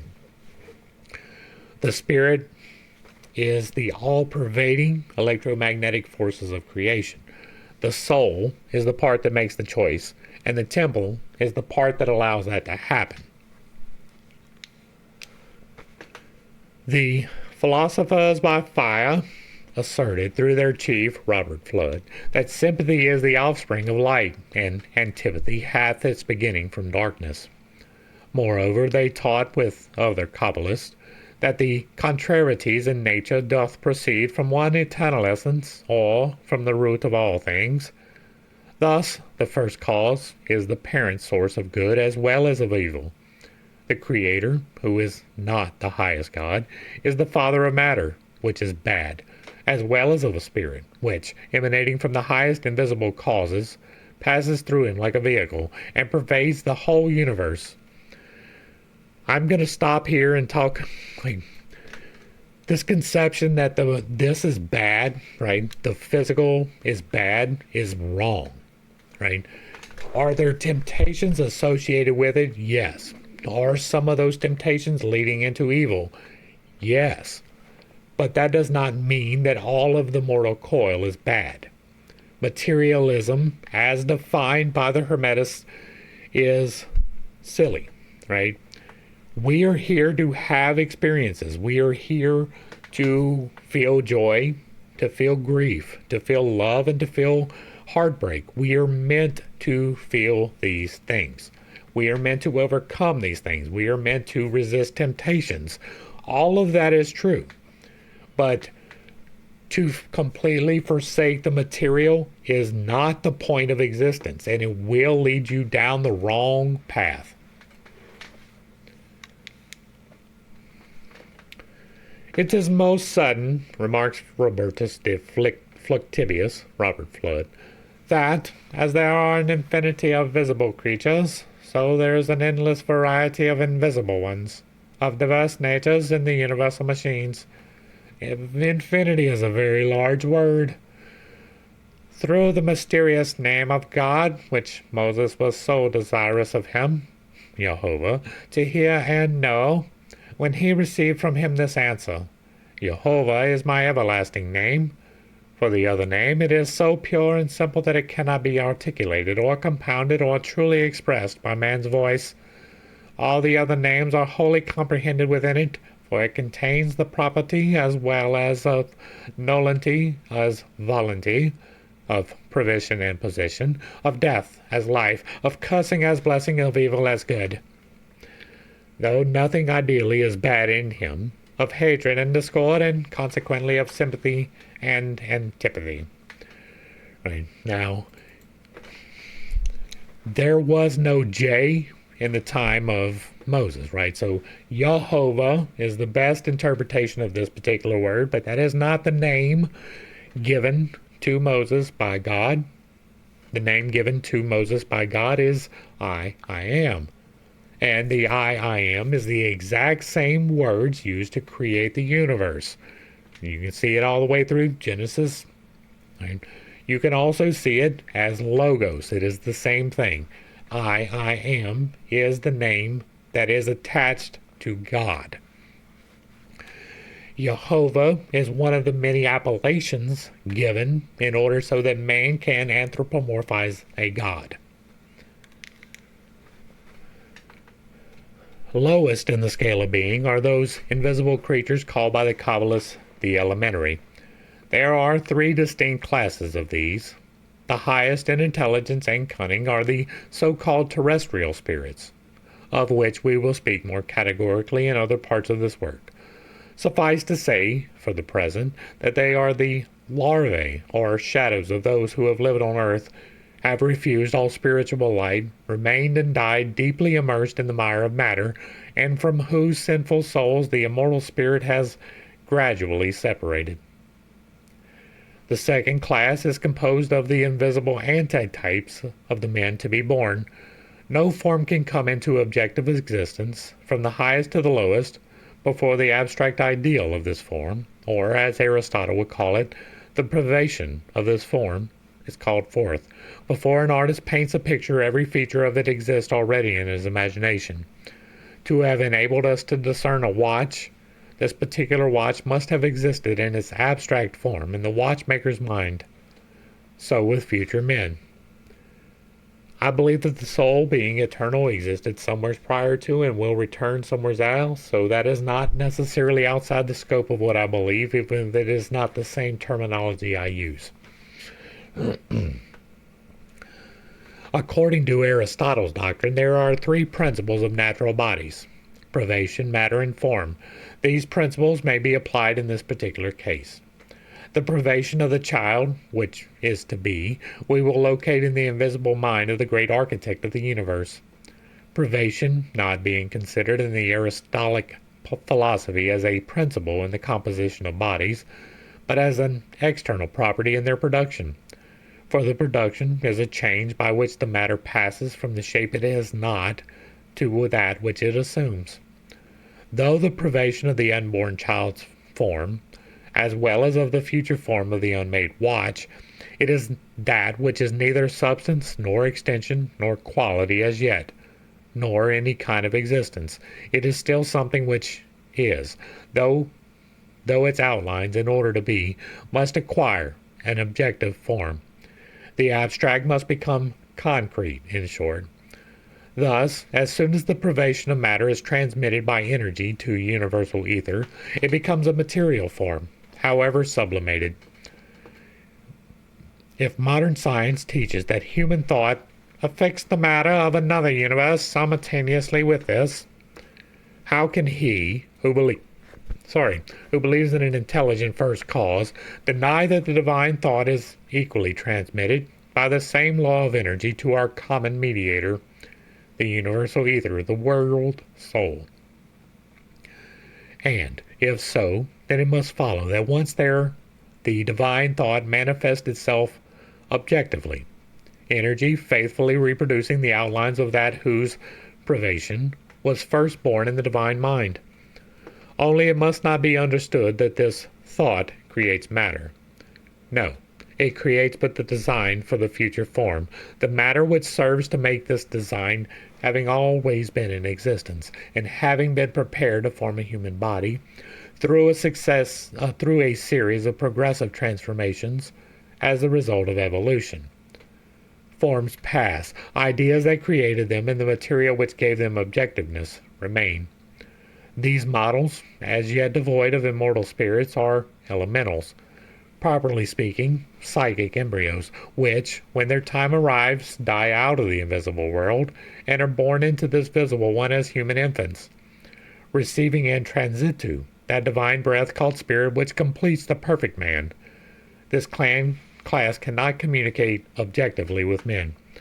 Okay, I hold several contradistinctions to this, right? I believe that the soul is eternal. Not necessarily fully and completely as it is now, but in its primal state. So the primal pit may or may not reflect the actual pit who is in existence today. But I do believe that my soul, was somewheres prior to this physical incarnation in the 5D in this temple. I believe that that soul was cognitive, was able to make contracts, so to speak, with every other soul, right? I firmly believe that life is about lessons. It is about growth. It is about learning new things. And part of that learning new things is having the opportunity to do so. As such, I believe that before we incarnated in this particular corporeal form, we were with God as souls. And that as souls, we agreed to test, try, and teach each other. That means that every single experience that you have ever had with another person is for a reason. There is a purpose behind it. Sometimes those lessons are quite pleasant, right? You may meet the love of your life and spend 40 years together, 60 years together in harmony. And sometimes they're terrible lessons. Sometimes it is lessons of pain and loss and destruction and various other things. But you agreed to learn those lessons. Your goal is to overcome the difficulties that arise from those lessons, because even the pleasant lessons do have some difficulties attached to them, and you are meant to learn and grow as a soul from that. So, for me, it is not an elemental. It is an immortal spirit, but they are not dying to come here. Whenever we come here, we get an amnesia. We lose the ability to remember those things, but that doesn't mean that those things didn't happen. And it doesn't mean that that soul had to die to come into this spirit and that the soul will die to go out of the body. That would defeat the point of immortality, right? Now, I believe that when we pass, we go back to source and we get all of the answers to all of the questions, and we see which trials we passed and which trials we failed. And then we get a chance to come back and to learn those lessons again. It is part of a larger scale of the theory of spiritual evolution, which we have detailed in other videos, so we're not going to now. But I disagree with this, and that's why I wanted to point it out. I don't believe that this is the correct way of describing the things. Now, when I talk about that, that is one of the direct revelations, right? This is one of those things which came to me when in a meditative state directly from source. It was literally like shoved into my mind. It's like, bam, there it is. Out of whole cloth. No real full explanation. I did read some books, right? I read Soul Contracts, which is a really good one, and a few other works along the way, but none of them really describe it in the way that I do. And the understanding of it is a little bit more, in my estimation, because of the revelation. So, all right. The third class are the elementals proper, which never evolve into human beings, but occupy, as it were, a specific step of the ladder of being, and by comparison with the others may be properly called nature spirits, or cosmic agents of nature, each being confined to its own element and never transgressing the bounds of others. These are what Tertullian called the princes of the powers of the air. I cannot dismiss those, but I do not believe this in its entirety. This class is believed to possess but one of the three attributes of man. They have neither immortal spirits nor tangible bodies, only astral forms, which partake in a distinguishing degree of the element to which they belong and also of the ether. They are a combination of sublimated matter and a rudimental mind. Some are changeless, but still have no separate individuality, acting collectively, so to say. Others, of certain elements and species, change form under a fixed law which Kabbalists explain. The most solid of their bodies is ordinarily just immaterial enough to escape perception by our physical eyesight, but not so unsubstantial but that they can be perfectly recognized by the inner or clairvoyant vision. They not only exist and can all live in ether, but handle and direct it for their production of physical effects as readily as we can compress air or water for the same purpose by pneumatic and hydraulic apparatus, in which occupation they are readily helped by the human elementary. More than this, they can so condense it as to make themselves tangible bodies, by which their protean powers they can cause to assume such likeness as they choose, by taking as their models the portraits they find stamped in the memory of the persons present. It is not necessary that the sitter should be thinking at the moment of the one represented. His image may have faded many years before.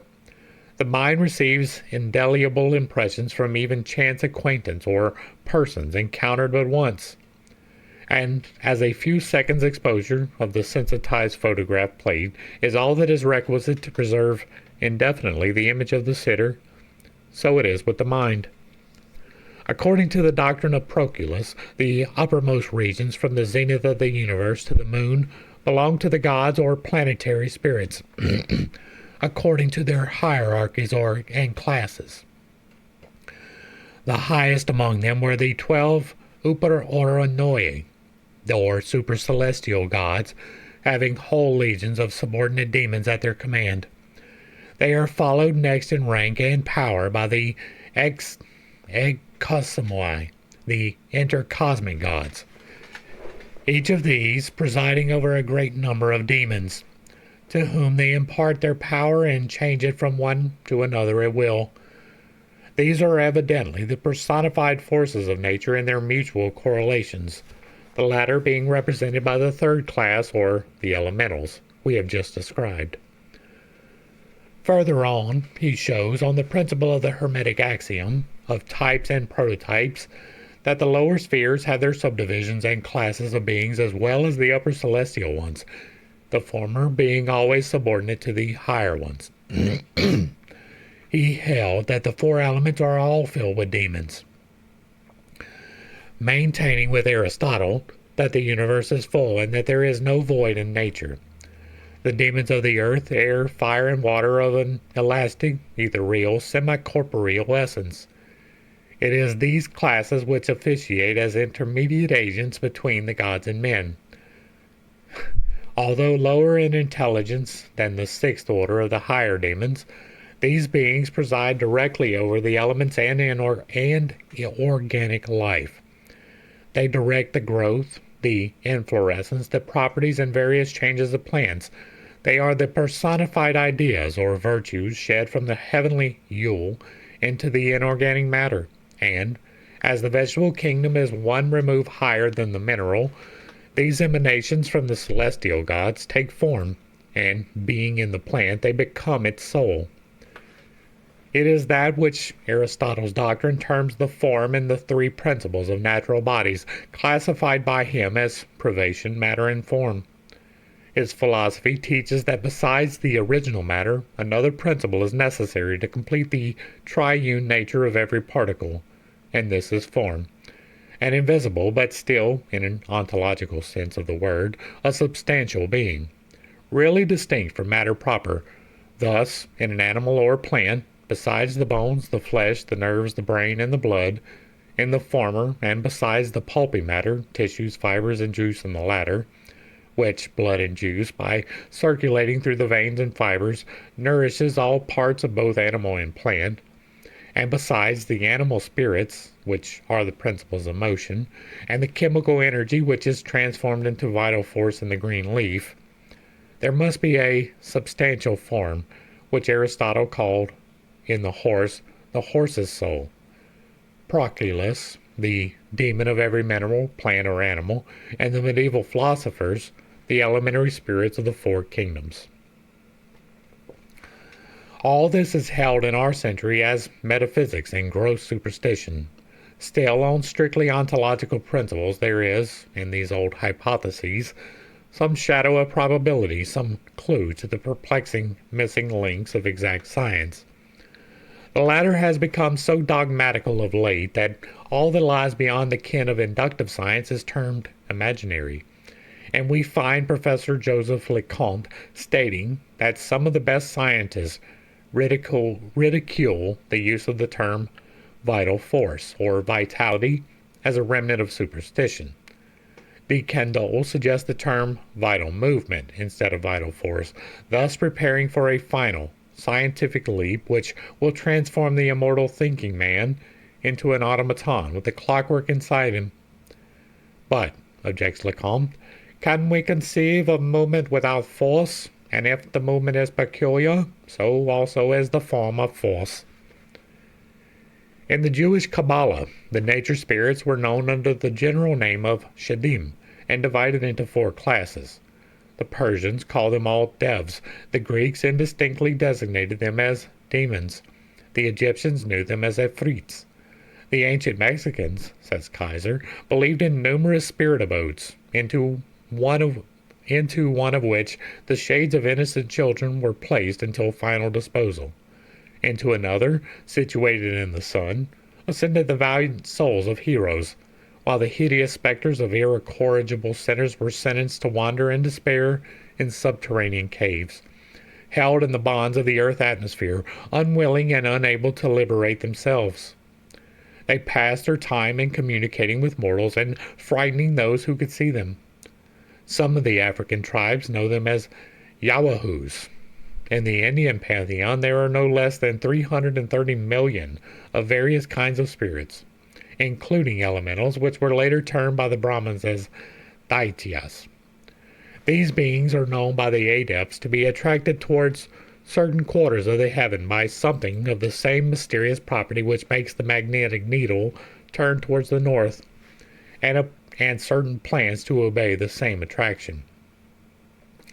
The various races are also believed to have a special sympathy with certain human temperaments, and to more readily exert power over such than others. Thus, a bilious, lymphatic, nervous, or sanguine person would be affected favorably or otherwise by conditions of the astral light, resulting from the different aspects of the planetary bodies.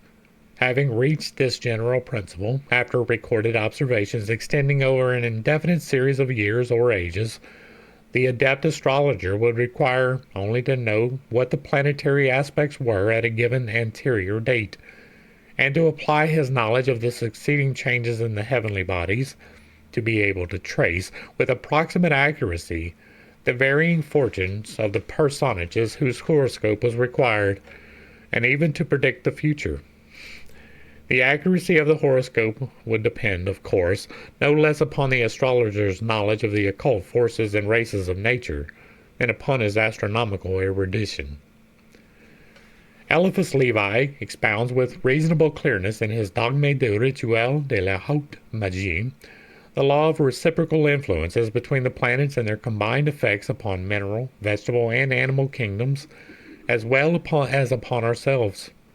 He states that the astral atmosphere is constantly changing from day to day and from hour to hour, as the air we breathe. He quotes approvingly the doctrine of Paracelsus that every man, animal, and plant bears external and internal evidences of the influences dominant at the moment of germinal development. He repeats the old Kabbalistic doctrine that nothing is unimportant in nature, and that even so small a thing as the birth of one child upon our insignificant planet has its effect upon the universe, as the whole universe has its own reactive influence upon him. The stars, he remarks, are linked to each other by attractions, which hold them in equilibrium and cause them to move with regularity through space. This network of light stretches from all spheres to all spheres, and there is not a point upon any planet to which is not attached one of these indestructible threads. The precise locality, as well as the hour of birth, should then be calculated by the true adept in astrology. Then, when he shall have made the exact calculation of the astral influences, it remains for him to count the chances of his position in life, the helps or hindrances he is likely to encounter, and his natural impulses towards the accomplishment of his destiny. He also asserts that the individual force of the person, as indicating his ability to conquer difficulties and subdue unfavorable propensities, and so carve out his fortune, or to passively await what blind fate may bring, must be taken into account. A consideration of the subject from the standpoint of the ancients affords us, it will be seen, a very different view from that taken by Professor Tyndall in his famous Belfast Address. "To supersensual beings," says he, "which, however potent and invisible, were nothing but species of human creatures, perhaps raised from among mankind and retaining all human passions and appetites, were handed over the rule and governance of natural phenomena." To enforce his point, Mr. Tyndall conveniently quotes from Euripides, the familiar passage in Hume. "The gods toss all into confusion, mix everything with its reverse, that all of us, from our ignorance and uncertainty, may pay them the more worship and reverence." Although enunciating in Chrysippus several Pythagorean doctrines, Euripides is considered by every ancient writer as heterodox. Therefore, the quotation proceeding from the philosopher does not at all strengthen Mr. Tyndall's argument. As to the human spirit, the notions of the older philosophers and medieval Kabbalists, while differing in some particulars, agreed on the whole, so that the doctrine of one may be viewed as the doctrine of the other. The most substantial difference consists in the location of the immortal or divine spirit of man. While the ancient Neoplatonists held that Alcibiades never descends hypostatically into living man, but only sheds more or less its radiance on the inner man, the astral soul, the Kabbalists of the Middle Ages maintained that the spirit, detaching itself from the ocean of light and spirit, entered into man's soul, where it remained through life imprisoned in the astral capsule. No. This difference was the result of the belief of Christian Kabbalists, more or less, in the dead letter of the allegory of the fall of man. The soul, they said, became, through the fall of Adam, contaminated with the world of matter, or Satan. Before it could appear with its enclosed divine spirit in the presence of the eternal, it had to purify itself of the impurities of darkness. They compared the spirit imprisoned within the soul of a drop of water, enclosed within a capsule of gelatine and thrown into the ocean.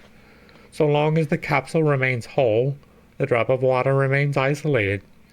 Break the envelope and the drop becomes a part of the ocean. Its individualistic existence has ceased. So it is with the spirit. That is true. As long as it is enclosed in its plastic mediator, or soul, it has an individual existence. Destroy the capsule, a result which may occur from the agonies of withered conscious crime or moral disease, and the spirit returns back to its original abode. Its individuality is gone. I believe that in part, right? I do believe that the soul, being eternal, is isolated from the spirit in partiality. That means that you get to make decisions. Right? The spirit pervades you. It is literally the electromagnetic impulses which allow you to move, to think, to breathe, to eat, to digest, that runs the circulatory system.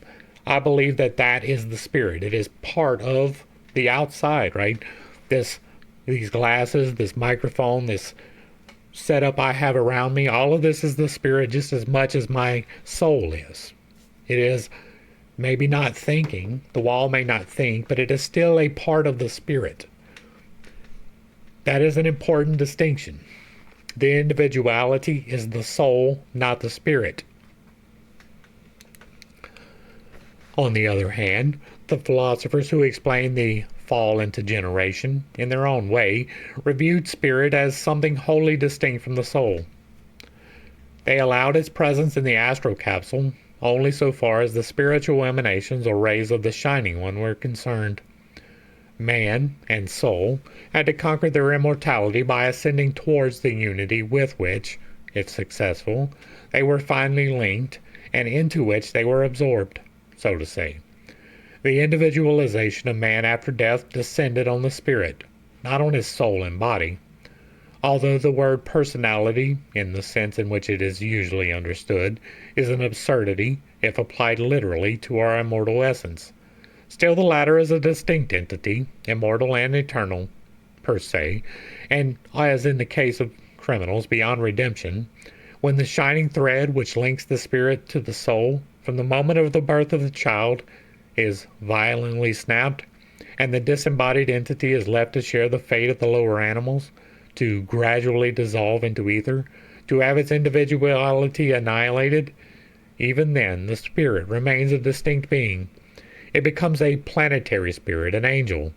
For the gods of the pagan, or the archangels of the Christian, the direct emanations of the first cause, notwithstanding the hazardous statement of Swedenborg, never were or will be men, on our planet at least.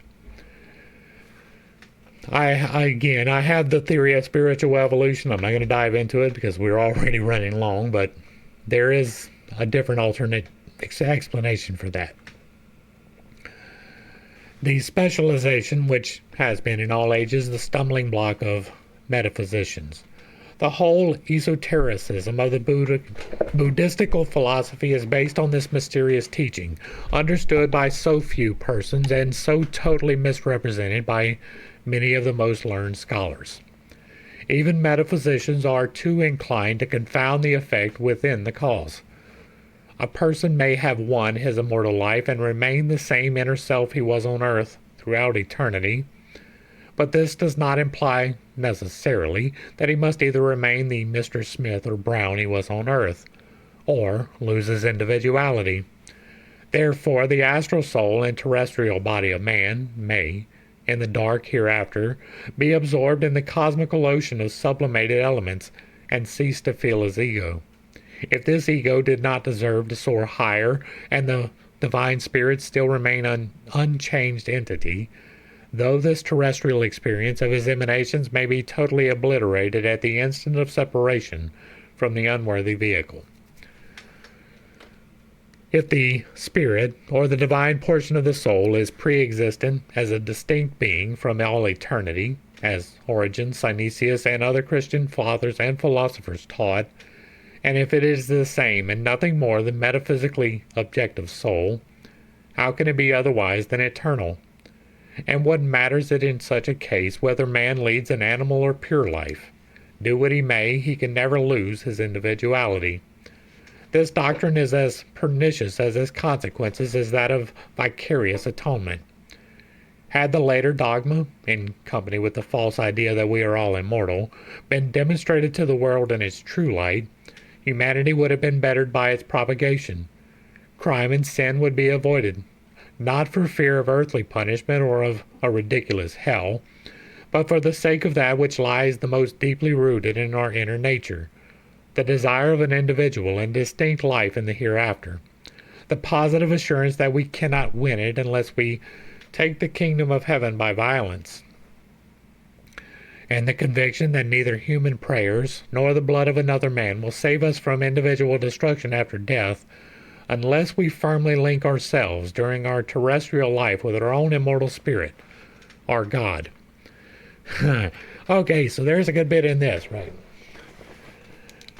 I believe that the spirit is eternal. I believe that there is no punishment on the other side. I do believe that we do maintain a degree of the individualism up until the point where we actually learn the lessons. And then the reward is the return to source, right? The lack of individualization is the reward.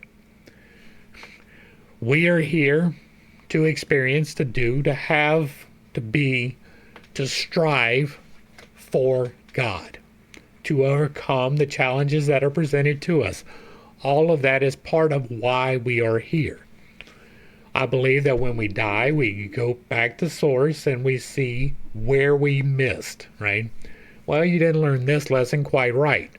You didn't learn this lesson quite right, but you did really well in this, and this. Do you want to go back and learn these lessons? And we're like, yeah, I'll go back for that, right? That's how I look at it. You don't have to. That is how it has been revealed to me. Again, I'm not here to convince you, I'm here to tell you. And so I both agree and disagree with various things in this. You can discern which ones, right? I think that crime and sin would be avoided because that makes you feel better. You may feel a little bit of satisfaction in the midst of the crime, and yes, I can speak on that with some authority, right? I used to be somewhat of a criminal, if you were unaware. It is better on this side of that, right? To be on the non-criminal side is a reward in and of itself. But that is because I have come to the knowledge of God in a very real, fundamental way. Not the sky daddy, not the, how did they phrase it? Ridiculous hell, right? It's not the fear of eternal punishment. It is the fear of not learning the lessons that's, for me, the driving factor. I want the best knowledge. I want to have the best going forward understanding so that I can do the things that are correct, so that I actually learn the lessons and please God. I have felt what it is like to be reassimilated. Not in entirety, but at least in part. And it's really nice. Pythagoras, Plato, Timaeus of Leucris, and the whole Alexandrian school derived the soul from the universal world soul, and the latter was, according to their own teachings, ether, something of such fine nature as to be perceived only by our inner sight.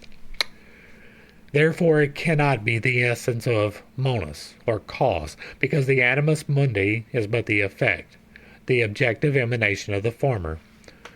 Both the human spirit and soul are pre-existent.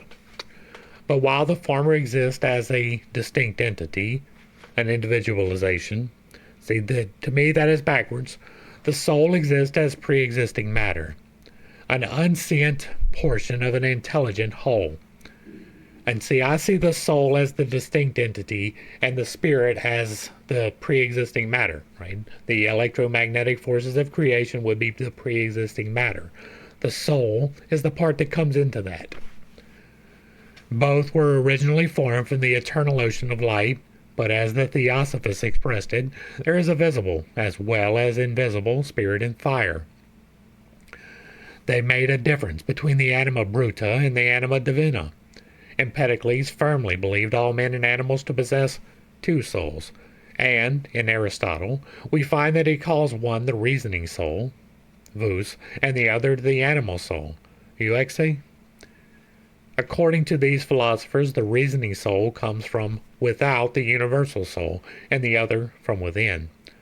This divine and superior region, in which they located the invisible and supreme deity, was considered by them, by Aristotle himself, as a fifth element, purely spiritual and divine, whereas the anima mundi proper was considered as composed of a fine, igneous, and ethereal nature spread throughout the universe, in short, ether. The Stoics, the greatest materialist of ancient days, accepted the invisible God and divine soul, spirit, from any such a corporeal nature. Their modern commentators and admirers, greedily seizing the opportunity, built on this ground the supposition that the Stoics believed in neither God nor soul. But Epicurus, whose doctrine militating directly against the agency of a supreme being in gods, in the formation or government of the world, placed him far above the Stoics in atheism and materialism, taught, nevertheless, that the soul is of a fine, tender essence, formed from the smoothest, roundest, and finest atoms, which description still brings us to the same sublimated ether. Arnobius, Tertullian, Irenaeus, and Origen, notwithstanding their Christianity, believed, with the more modern Spinoza and Hobbes, that the soul was corporeal, though of a very fine nature. This doctrine of the possibility of losing one's soul, and hence individuality, militates with the ideal theories and progressive ideas of some spiritualists, though Swedenborg fully adopts it. They will never accept the Kabbalistic doctrine which teaches that it is only through observing the law of harmony that individual life hereafter can be obtained, and that the farther the inner and outer man deviate from this fount of harmony, whose source lies in our divine spirit, the more difficult it is to regain the ground.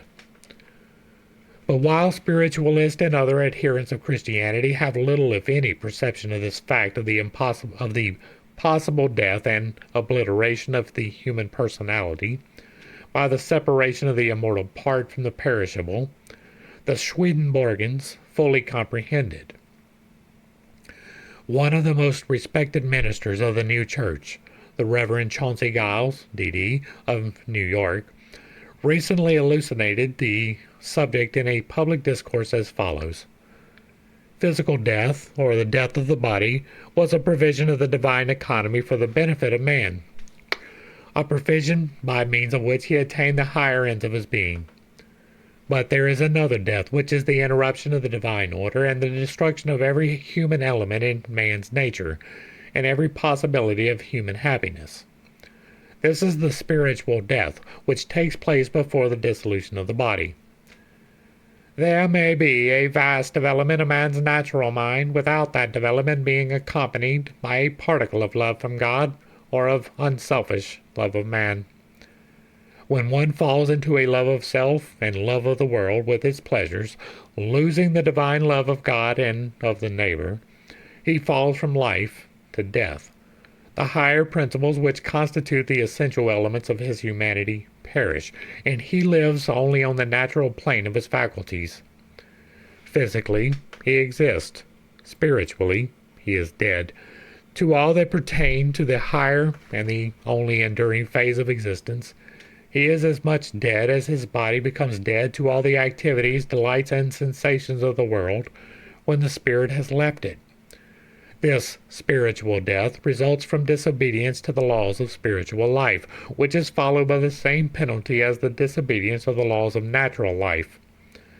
But the spiritually dead have still their delights. They have their intellectual endowments and power and intense activities.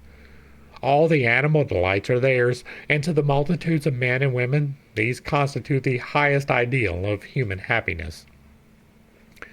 The tireless pursuit of riches, of the amusements and entertainments of social life, the cultivation of graces of manner, of taste in dress, of social preferment, of scientific distinction, intoxicate and enrapture these dead alive.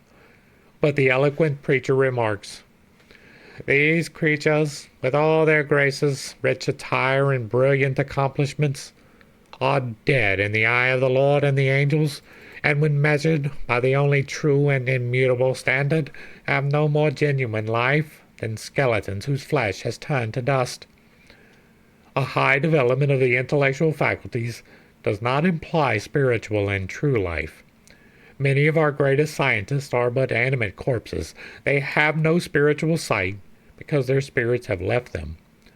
So we might go through all ages, examine all occupations, weigh all human attainments, and investigate all forms of society, and we would find these spiritually dead everywhere. That is true. Right? They do not have the balance between the world and the next. Right? The virtues and the vices are between the world and the heavenly. Pythagoras taught that the entire universe is one vast system of mathematically correct combinations. Plato shows the deity geometricizing. The world is sustained by the same law of equilibrium and harmony upon which it was built. The centripetal force could not manifest itself without the centrifugal in the harmonious revolutions of the spheres. All forms are the product of this dual force in nature. Thus, to illustrate our cause, we may designate the spirit as the centrifugal, and the soul as the centripetal spiritual energies. When in perfect harmony, both forces produce one result: break or damage the centripetal motion of the earth's soul tending towards the center which attracts it, arrest its progress by clogging it with a heavier weight of matter than it can bear, and the harmony of the whole, which was its life, is destroyed. Individual life can only be continued if sustained by this twofold force. The least deviation from harmony damages it. When it destroyed beyond redemption, the force is separate from and the form is gradually annihilated. After the death of the depraved and the wicked arrives the critical moment. If, during the life of the if during life the ultimate and desperate effort of the inner self to reunite itself with the faintly glimmering ray of its divine parent is neglected, if this ray is allowed to be more and more shut out by the thickening crust of matter, the soul, once freed from the body, follows its earthly attractions and is magnetically drawn into and held within the dense fogs of the material atmosphere. Then it begins to sink lower and lower until it finds itself, when returned to consciousness, in what the ancients termed Hades. The annihilation of such a soul is never instantaneous. It may last centuries, perhaps, for nature never proceeds by jumps and starts. And the astral soul, being formed of elements, the law of evolution must bide its time. Then begins the fearful law of compensation, the yin-yang of the Buddhists. This class of spirits are called terrestrial, or earthly elementary, in contradistinction to the other classes, as we have shown in the introductory chapter. In the East, they are known as the brothers of the shadow, cunning, low, vindictive, and seeking to retaliate their sufferings upon humanity. They become, until final annihilation, vampires, ghouls, and prominent actors. These are the leading stars on the great spiritual stage of materialization, which phenomena they perform with the help of the more intelligent of the genuine-born elemental creatures, which hover around and welcome them with delight in their own spheres. Henry Kunrath, the great German Kabbalist, has on a plate of his rare work, Amphitheatri Serpentiae Aeternae, representations of the four classes of these human elementary spirits. Once past the threshold of the sanctuary of initiation, once that an adept has lifted the veil of Isis, the mysterious and jealous goddess, he has nothing to fear, but till then he is in constant danger. Although Aristotle himself, anticipating the modern physiologist, regarded the human mind as a material substance, and ridiculed the hylozoists, and nevertheless he fully believed in the existence of a double soul, or spirit and soul. He laughed at Strabo for believing that any particles of matter, per se, could have life and intellect in themselves sufficient to fashion by degrees such a multiform world as ours. Aristotle is indebted for the sublime morality for his Nicomachean ethics to a thorough study of the Pythagorean ethical fragments, for the latter can be easily shown to have been the source at which he gathered his ideas, though he might not have sworn, by him who the Tectres found. Finally, what do we know so certain about Aristotle? His philosophy is so abstruse that he constantly leaves his reader to supply by the imagination the missing links of his logical deductions.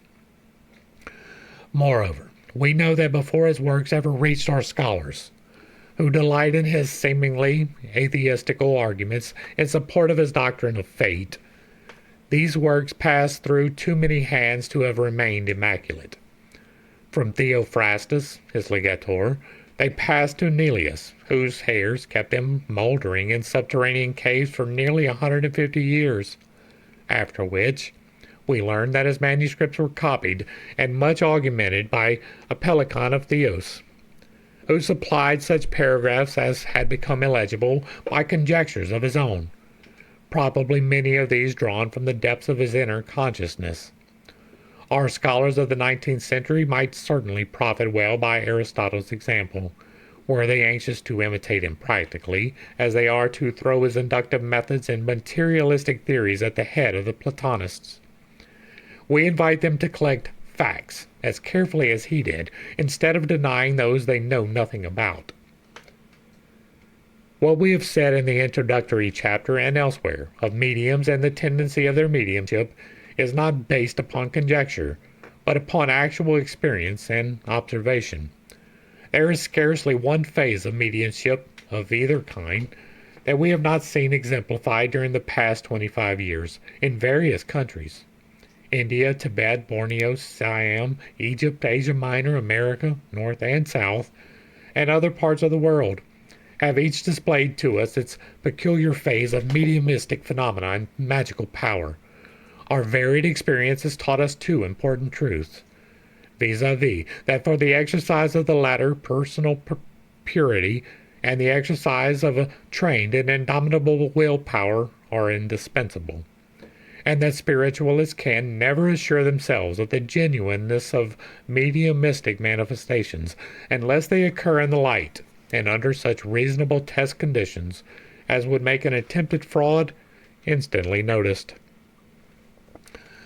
For fear of being misunderstood, we would remark that while, as a rule, physical phenomena are produced by the nature spirits of their own motion and to please their own fancy, still good, disembodied human spirits, under exceptional circumstances, such as the aspiration of a pure heart or the occurrence of some favoring emergency, can manifest their presence by any of the phenomena except personal materialization.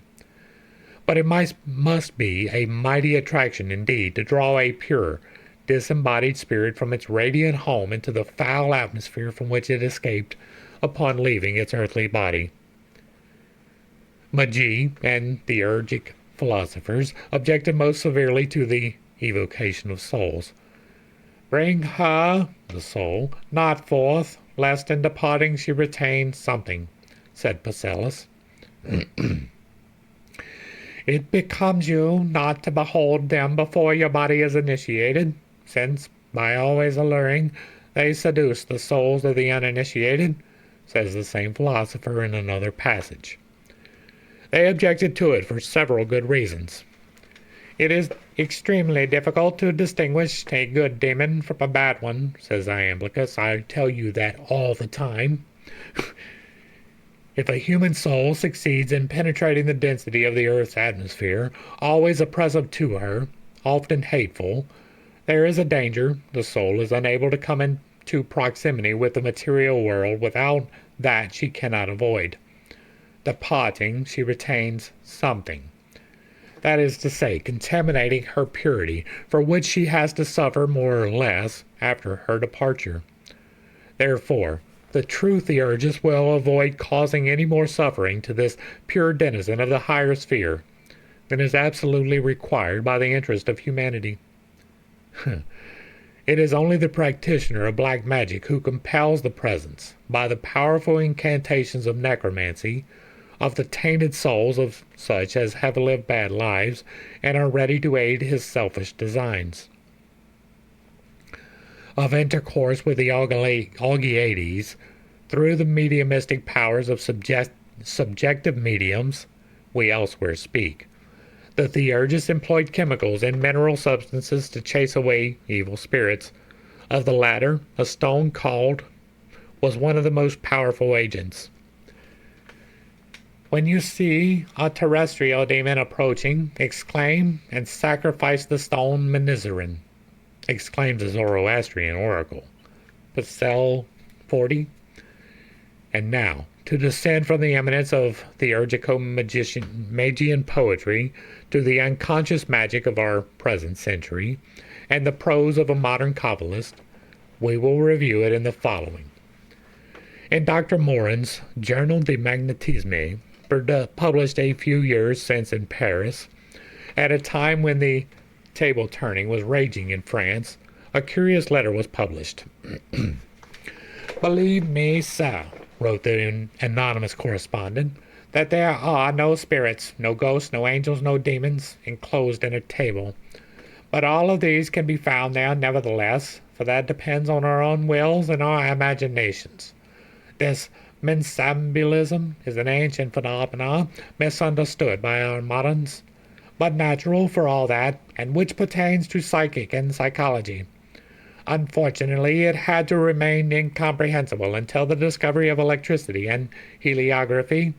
As to explain a fact of spiritual nature, we are obliged to base ourselves on a corresponding fact of a material order. As we all know, the daguerreotype plate may be impressed not only by objects but also by their reflections. Well, the phenomena in question, which ought to be named mental photography, produces, besides realities, the dreams of our imagination, with such a fidelity that very often we become unable to distinguish a copy taken from one present from a negative obtained of an image. The magnetization of a table or of a person is absolutely identical in its results. It is the saturation of a foreign body by either the intelligent vital electricity or the thought of the magnetizer in those present. Nothing can give a better or more just idea of it than the electric battery gathering the fluid on its conductor to obtain thereof a brute force which manifests itself in sparks of light, etc. Thus, the electricity accumulated in an isolated body acquires a power of reaction equal to the action, either for charging, magnetizing, decomposing, inflaming, or for discharging its vibrations far away. These are the visible effects of the blind or crude electricity produced by blind elements, the word blind being used by the table itself in contradistinction to the intelligent electricity. But there evidently exists a corresponding electricity produced by the cerebral pile of man, this soul electricity, this spiritual and universal ether, which is the ambient middle nature of the metaphysical universe, or rather the incorporeal universe, has to be studied before it is admitted by science, which, having no idea of it, will never know anything of the great phenomena of life until she does. It appears that to manifest itself in the cerebral electricity requires the help of the ordinary statical electricity. When the latter is lacking in the atmosphere, when the air is very damp, for instance, you can get little or nothing of either tables or mediums. There is no need for the ideas to be formulated very precisely in the brains of the person present. The table discovers and formulates them itself, in either prose or verse, but always correctly. The table requires time to compose a verse. It begins, then it erases a word, corrects it, and sometimes sends it back to the epigram, to our address. If the persons present are in sympathy with each other, it jokes and laughs with us as any living person could. As to the things of the exterior world, it has to content itself with conjectures as well as ourselves. It, the table, composes little philosophical systems, discusses and maintains them as the most cunning rhetorician might. In short, it creates itself a conscience and a reason properly belonging to itself, but with the materials it finds in us. The Americans are persuaded that they talk with their dead. Some think, more truly, that these are spirits. Others take them for angels, others again for devils. The intelligence, assuming the shape which fits the conviction and preconceived opinion of everyone. So did the initiates of the temples of Serapis, of Delphi, and other theurgical medical establishments of the same kind. They were convinced beforehand that they would communicate with their gods, and they never failed. We, who well know the value of phenomena, are perfectly sure that after having charged the table with our magnetic efflux, we have called to life or created an intelligence analogous to our own, which, like ourselves, is endowed with a free will, can talk and discuss with us with a degree of superior lucidity, considering that the resultant is stronger than the individual, or rather, the whole is larger than a part of it. We must not accuse Herodotus of telling us fibs when he records the most extraordinary circumstances, for we must hold them to be as true and correct as the rest of the historical facts which are to be found in all the pagan writers of antiquity. The phenomena is as old as the world. The priests of India and China practiced it before the Egyptians and the Greeks. The savages and the Esquimaux know it well. That's the Eskimo, right? That's what that's supposed to say. If y'all don't know, Kendrick Lamar, the racist, got hammered for saying this word because it's considered racist. Now, I'm not using it. I am reading it, so I don't care either way, right? But it is funny that that showed up today. It is the phenomena of faith, sole source of every prodigy, and it will be done to you according to your faith. The one who enunciated this profound doctrine was verily the incarnated word of truth. Now, he neither deceived himself nor wanted to deceive others. He expounded an axiom which we now repeat without much hope of seeing it accepted. Man is a microcosm, or a little world. He carries in him a fragment of the great all, in chaotic state. The task of our half-gods is to disentangle from it the share belonging to them by an incessant mental and material labor. They have their task to do, the perpetual invention of new products, of new moralities, and the proper arrangement of the crude and formless material furnished them by the Creator, who created them in his own image, that they should create in their turn and so complete here the work of the creation. An immense labor which can only be achieved only when the whole will becomes so perfect that it will be like unto God himself, and thus able to survive to itself. We are very far yet from that final moment, for we can say that everything is to be done, to be undone, and outdone, as yet on our globe, institutions, machinery, and products. Mens non solum agitat sed creat molem. We live in this life in an ambient, intellectual center, which entertains between human beings and things a necessary and perpetual solidarity. Every brain is a ganglion, a station of universal neurological telegraphy, in constant rapport with the central and other stations by the vibrations of thought. The spiritual sun shines for souls as the material sun shines for bodies, for the universe is double and follows the law of couples. The ignorant operator interprets erroneously the divine dispatches, and often delivers them in a false and ridiculous manner. Thus, study and true science alone can destroy the superstitions and nonsense spread by the ignorant interpreters placed as the stations of teaching among every people in this world. These blind interpreters of the verbum, the word, have always tried to impose on their pupils the obligation to swear to everything without examination in verbum magistri. Alas, we could wish for nothing better were they to translate correctly the inner voices, which voices never deceive but those who have false spirits in them.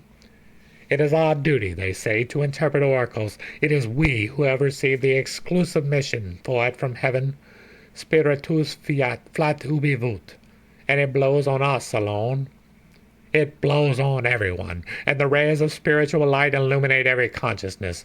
And when all the bodies and all the minds will reflect equally this dual light, people will see a great deal clearer than they do now. That is true. We have translated and quoted the above fragment for their great originality and truthfulness. We know the writer. Fame proclaims him a great Kabbalist, and few friends know him as a truthful and honest man. The letter shows, moreover, that the writer has well and carefully studied the chameleon-like nature of the intelligences presiding over spiritual circles, that they are of the same kind and race as those so frequently mentioned in antiquity, admits as little doubt as that present generation of men are of the same nature as were human beings in the days of Moses. Subjective manifestations proceed, under harmonious conditions, from those beings which were known as the good demons in the days of old. Sometimes, but rarely, the planetary spirits, beings of another race than our own, produce them. Sometimes the spirits of our translated and beloved friends, sometimes nature spirits of one or more of the countless tribes, but most frequently of all, terrestrial elementary spirits, disembodied evil men, the Dayaka of A. Jackson Davis. We do not forget what we have elsewhere written about subjective and objective mediumistic phenomena. We keep the distinction always in mind. There are good and bad of both classes. An impure medium will attract to his impure inner self the vicious, depraved, malignant influences as inevitably as one that is pure draws only those that are good and pure. Of the latter kind of medium, where can a nobler example be found than the gentle Baroness Adelma von Vey of Austria, born Countess Wurmbrandt, who is described to us by a correspondent as the providence of her neighborhood. She uses her mediumistic power to heal the sick and comfort the afflicted. To the rich, she is a phenomenon, but to the poor, a ministering angel. For many years she has seen and recognized the nature spirits or cosmic elementaries and found them always friendly. But this was because she was a pure, good woman. Other correspondents of the Theosophical Society have not fared so well at the hands of these apish and impish beings. The Havana case, elsewhere described, is an example. Though spiritualists discredit them ever so much, these nature spirits are realities. If the gnomes, sylphs, salamanders, and undines of the Rosicrucians existed in their days, they must exist now. Bulwer Lytton's Dweller of the Threshold is a modern conception, modeled on the ancient type of the Solomuth of the Hebrews and Egyptians, which is mentioned in the book of Jasher.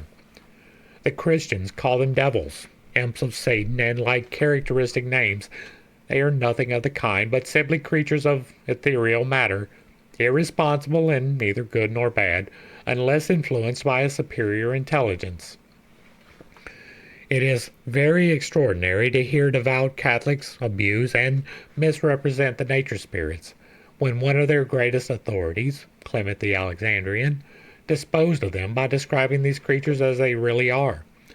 Clement, who perhaps had been a theurgist as well as a Neoplatonist, thus arguing upon good authority, remarks that it is absurd to call them devils, for they are only inferior angels. The powers which inhabit elements move the winds and distribute showers, and as such are agents and subject to God. Origen, who before he became a Christian also belonged to the Platonic school, is of the same opinion. Porphyry describes the demons more carefully than anyone else. When the possible nature of the manifesting intelligence, which science believes to be a psychic force, and spiritualists the identical spirits of the dead, is better known, then will academicians and believers turn to the old philosophers for information. Let us for a moment imagine an intelligent orangutan or some African anthropoid ape disembodied, in example, deprived of its physical and in possession of an astral, if not immortal body. We have found in spiritual journals many instances where apparitions of departed pet dogs and other animals have been seen. Therefore, upon spiritualistic testimony, we must think that such animal spirits do appear, although we reserve the right of concurring with the ancients that the forms are but tricks of the elementals. Once open the door of communication between the terrestrial and spiritual world, what prevents the ape from producing physical phenomena such as he sees human spirits produce?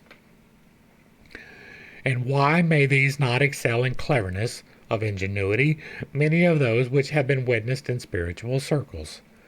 Let the spiritualist answer. The orangutan of Borneo is little, if any, inferior to the savage man in intelligence.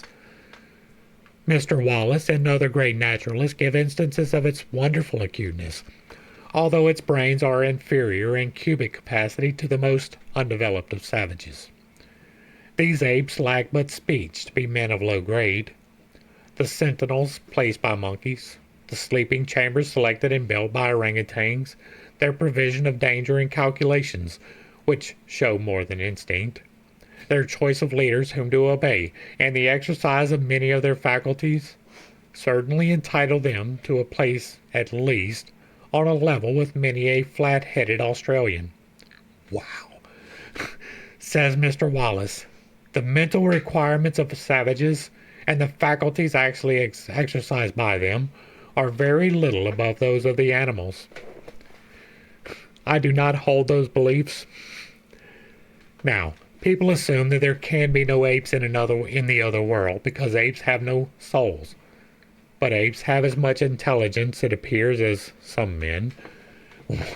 Why then should these men, in no way superior to the apes, have immortal spirits, and the apes none? The materialist will answer that neither the one nor the other has a spirit, but that annihilation overtakes each at physical death. But the spiritual philosophers of all times have agreed that man occupies a step 1 degree higher than the animal, and is possessed of that something which it lacks, be he the most untutored of savages or the wisest of philosophers. The ancients, as we have seen, taught that while man is a trinity of body, astral spirit, and immortal soul, the animal is but a duality, a being having a physical body and an astral spirit animating it. Scientists can distinguish no difference in the elements composing the bodies of men and brutes, and the Kabbalists agree with them as so far as to say that the astral bodies, or as the physicists would call it, the life principle, of animals and men are identical in essence. Physical man is but the highest development of animal life.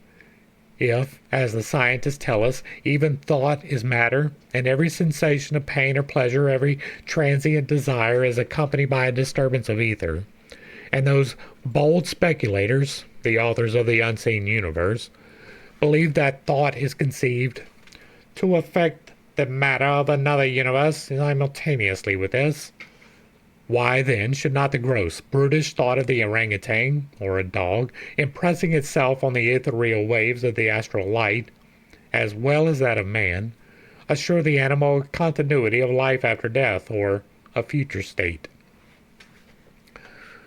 The Kabbalists held, and now hold, that it is unphilosophical to admit that the astral body of man can survive corporeal death, and at the same time assert that the astral body of the ape is resolved into independent molecules. That which survives as an individuality after the death of the body is the astral soul, which Plato, in the Timaeus and Gorgias, calls the mortal soul, for, according to the Hermetic doctrine, it throws off its more material particles at every progressive change into a higher sphere. Socrates narrates to Callices that this mortal soul retains all the characteristics of the body after the death of the latter, so much so, indeed, that a man marked with a whip will have his astral body full of the prints and scars. The astral spirit is a faithful duplicate of the body, both in physical and spiritual sense. The divine, the highest and immortal spirit, can be neither punished nor rewarded. To maintain such a doctrine would be at the same time absurd and blasphemous, for it is not merely a flame lit at the central and inexhaustible fountain of light, but actually a portion of it, and of identical essence. It assures immortality to the individual astral being in proportion to the willingness of the latter to receive it. So long as the double man, i.e., the man of flesh and spirit, keeps within the limits of the law of spiritual continuity, so long as the divine spark lingers in him, however faintly, he is on the road to an immortality in the future state. But those who resign themselves to a materialistic existence, shutting out the divine radiance shed by their spirit at the beginning of the earthly pilgrimage, and stifling the warning voice of that faithful sentry, the conscience, which serves as a focus for the light in the soul. Such beings as these, having left behind conscience and spirit, cross the boundaries of matter, will, of necessity, have to follow its laws. Matter is as indestructible and eternal as the immortal spirit itself, but only in its particles, and not as organized forms. The body of so grossly materialistic a person as above described, having been deserted by its spirit before physical death, when that event occurs, the plastic material, the astral soul, following the laws of blind matter, shapes itself thoroughly in the mold which vice has been gradually preparing for it through the earth life of the individual. Then, as Plato says, it assumes the form of that animal which it resembled in its evil ways during life. It is an ancient saying, he tells us, that the souls departing hence exist in Hades and return hither again and are produced from the dead. But those who are found to have lived an eminently holy life, these are they who arrive at the pure abode above and dwell on the upper parts of the earth, the ethereal region. In Phaedrus, again, he says that when man has ended his first life on earth, some go to places of punishment beneath the earth. This region below the earth, the Kabbalists do not understand as a place inside the earth, but maintain it to be a sphere, far inferior to perfection to the earth, and far more material. Of all the modern speculators upon the seeming incongruities of the New Testament alone, the authors of the Unseen Universe seem to have caught a glimpse of its Kabbalistic truths respecting the Gehenna of the universe. This Gehenna, termed by the occultists as the eighth sphere, numbering inversely, is merely a planet like our own, attached to the ladder and following in its penumbra, a kind of dust hole, a place where all garbage and filth is consumed, to borrow an expression of the above-mentioned authors, and on which all the dross and scorification of the cosmic matter pertaining to our planet is in a continual state of remodeling.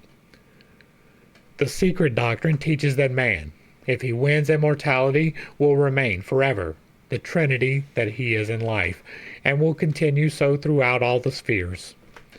The astral body, which in this life is covered by a gross physical envelope, becomes, when relieved of that covering by the process of corporeal death, in its turn the shell of another and more ethereal body. This begins developing from the moment of death and becomes perfected when the astral body of the earthly form finally separates from it. This process, they say, is repeated at every new transition from sphere to sphere.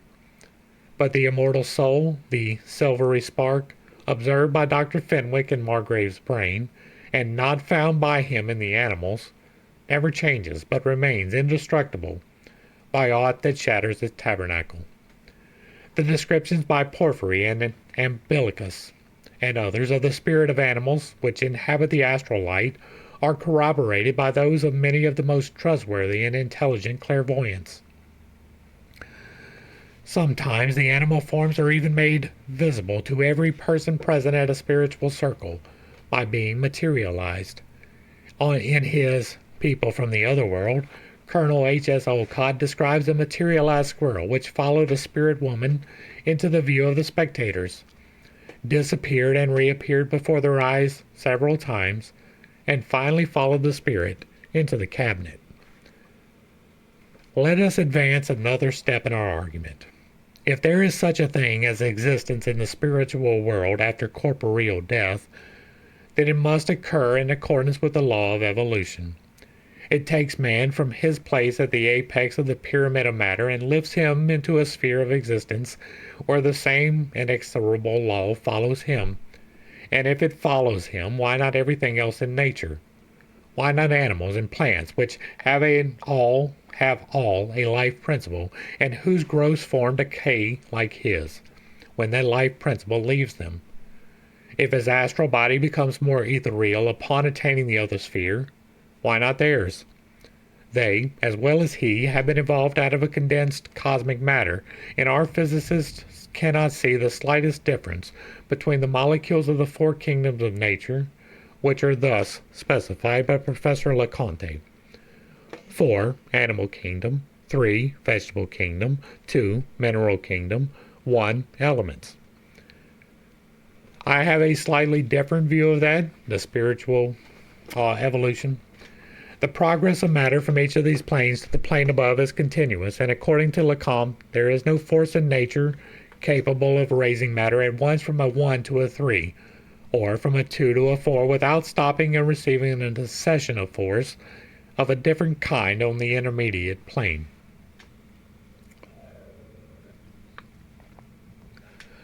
Now, will anyone presume to say that out of a given number of molecules, originally and constantly homogeneous, and all energized by the same principle of evolution, a certain number can be carried through those four kingdoms to the final result of evolving immortal man, and the others not be allowed to progress beyond planes 1, 2, and 3? Why should not all these molecules have an equal future before them? This mineral becoming plant, the plant animal, and the animal man. If not upon this earth, at least somewhere in the boundless realms of space. This is, in part, my theory of spiritual evolution. And I would get into it, but my voice is almost dead. I'm trying to get through this. Like, it's been a very long one, and that is a blessing, right? But this is still a work in progress. The harmony which geometry and mathematics, the only exact sciences, demonstrate to be the law of the universe, would be destroyed if evolution were perfectly exemplified in man alone and limited in the subordinate kingdoms. What logic suggests, psychometry proves, and as we said before, it is not unlikely that a monument will one day be erected by men of science to Joseph R. Buchanan, its modern discoverer.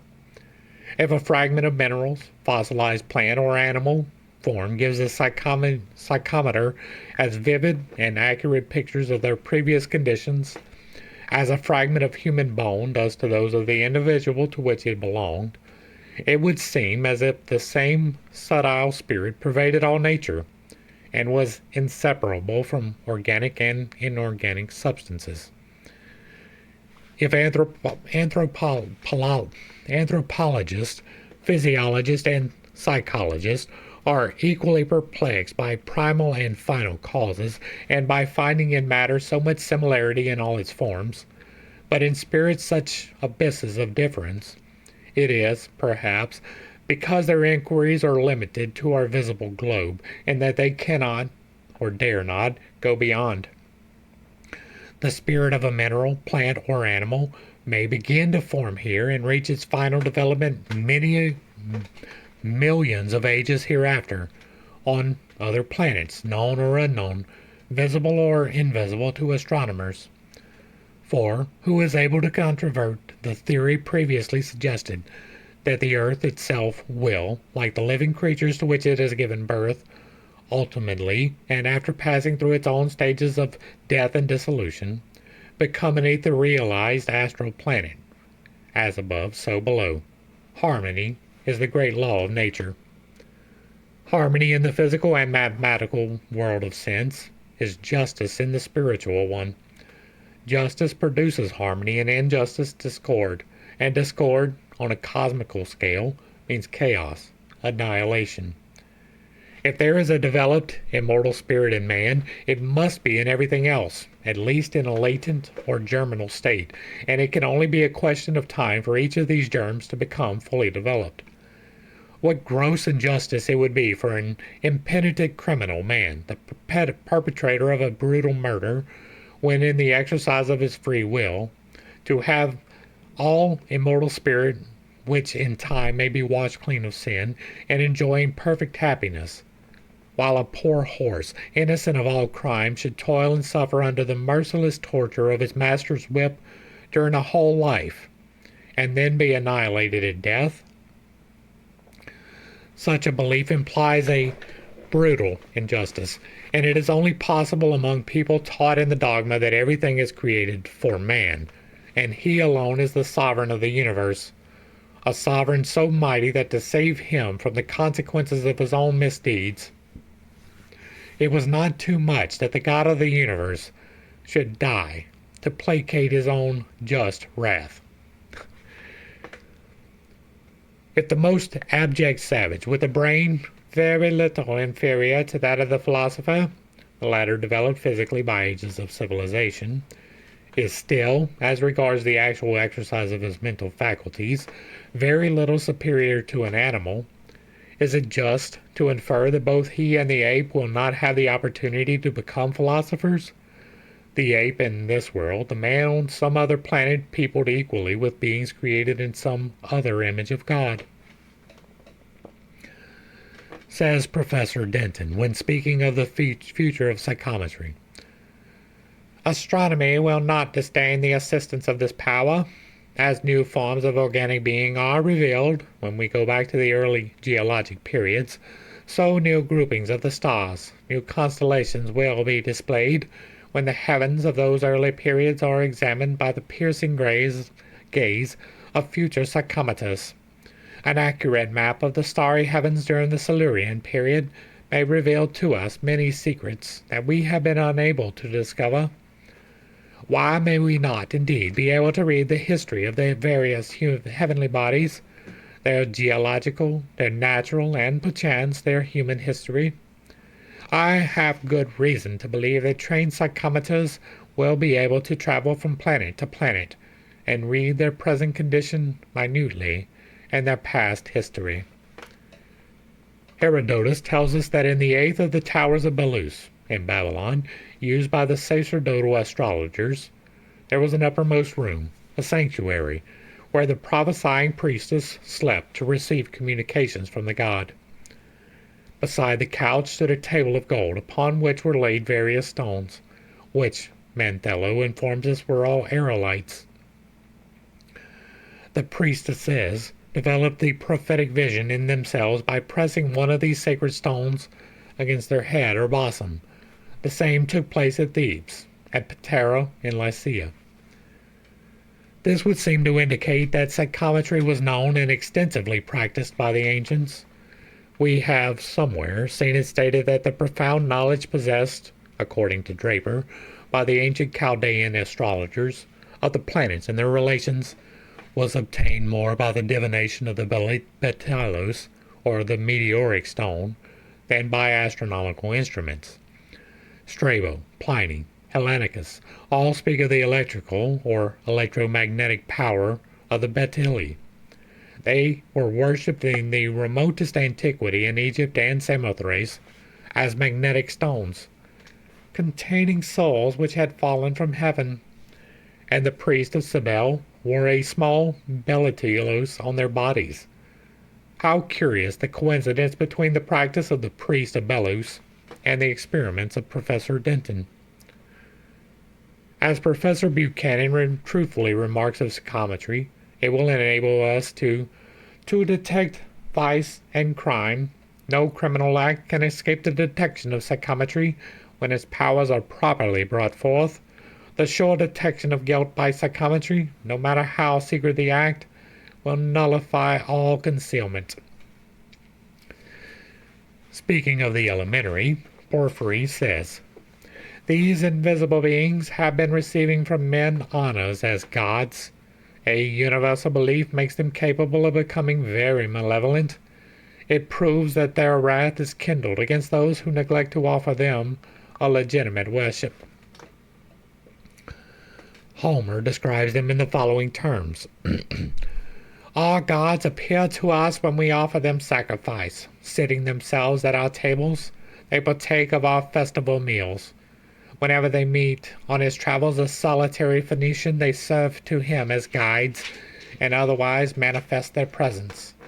We can say that our piety approaches us to them as much as crime and bloodshed unite the Cyclopes and the ferocious race of giants, the latter proving that these gods were kind and beneficent demons, and that, whether they were disembodied spirits or elementary beings, they were no devils." The language of Porphyry, who was himself a direct disciple of Plotinus, is still more explicit as to the nature of these spirits. "Demons," he says, "are invisible, but they know how to clothe themselves with forms and configurations subjected to numerous variations, which can be explained by their nature having much of the corporeal in itself. Their abode is in the neighborhood of the earth, and when they can escape the vigilance of the good demons, there is no mischief they will not dare commit. One day they will employ brute force, another cunning. Further, he says, it is a child's play for them to arouse in us vile passions, to impart to societies and nations turbulent doctrines, provoking war, seditions, and other public calamities, and then tell you that all of these are the work of the gods. These spirits pass their time in cheating and deceiving mortals, creating around them illusions and prodigies. Their greatest ambition is to pass as gods and souls, disembodied spirits." Iamblichus, the great theurgus of the Neoplatonic school, a man skilled in sacred magic, teaches that good demons appear to us in reality while the bad ones can manifest themselves but under the shadowy forms of phantoms. Further, he corroborates Porphyry and tells that the good ones fear not the light, while the wicked ones require darkness. The sensations they excite in us make us believe in the presence and reality of things they show, though these things be absent. Even the most practiced theurgists have found danger, sometimes, in their dealings with certain elementaries, as we have Umbilicus stating that the gods, the angels, and the demons, as well as the souls, may be summoned through evocation and prayer. But when, during theurgic operations, a mistake is made, beware. Do not imagine that you are communicating with beneficent divinities who have answered your earnest prayer. No, for they are bad demons, only under the guise of good ones, for the elementaries often clothe themselves with the similitude of the good, and assume a rank very much superior to that they really occupy. Their boasting betrays them. Some 20 years since, Baron Depute, disgusted with the indifference of the scientists who persisted in seeing in the greatest psychological phenomena only the result of clever trickery, gave vent to his indignation in the following terms. Here am I, on my way, I may truly say, to the land of marvels. I am preparing to shock every opinion and provoke laughter in our most illustrious scientists, for I am convinced that agents of an immense potency exist outside of us, that they can enter in us, move our limbs and organs, and use us as they please. It was, after all, the belief of our fathers and of the whole of antiquity. Every religion admitted the reality of spiritual agents, recalling innumerable phenomena which I have produced in the sight of thousands of persons, seeing the beastly indifference of official science, in presence of a discovery which transports the mind into the regions of the unknown. An old man, at the very moment when I ought to be just being born. I am not sure if it would not have been better for me to have shared the common ignorance. I have suffered calumnies to be written without refuting them. At one time it is simple ignorance which speaks, and I am silent. And at another still, superficiality, raising its voice, makes a bluster, and I find myself hesitating whether or not to speak. Is this indifference or laziness? Has fear the power to paralyze my spirit? No, none of these causes affect me. I know simply that it is necessary to prove what one asserts, and this restrains me. For in justifying my assertions, in showing the living fact, which proves my sincerity and the truth, I translate outside the precincts of the temple the sacred inscription, which no profane eye should ever read. You doubt sorcery and magic? O truth, thy possession is a heavy burden. With a bigotry which one might search for in vain outside the church in whose interest he writes, de Mousseau quotes the above language as proof positive that this devoted savant and all who share his belief have given themselves over to the dominion of the evil one. Self-complacency is the most serious obstacle to the enlightenment of the modern spiritualist.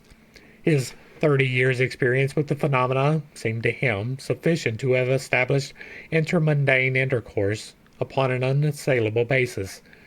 His 30 years have not only brought to him the conviction that the dead communicate and thus prove the spirit's immortality, but also settled in his mind an idea that little or nothing can be learned of the other world, except through mediums.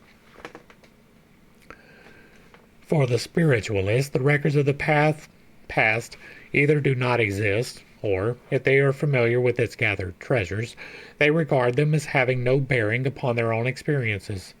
And yet, the problems which so vex them were solved thousands of years ago by the theurgists, who have left the keys to those who will search for them in the proper spirit and with knowledge.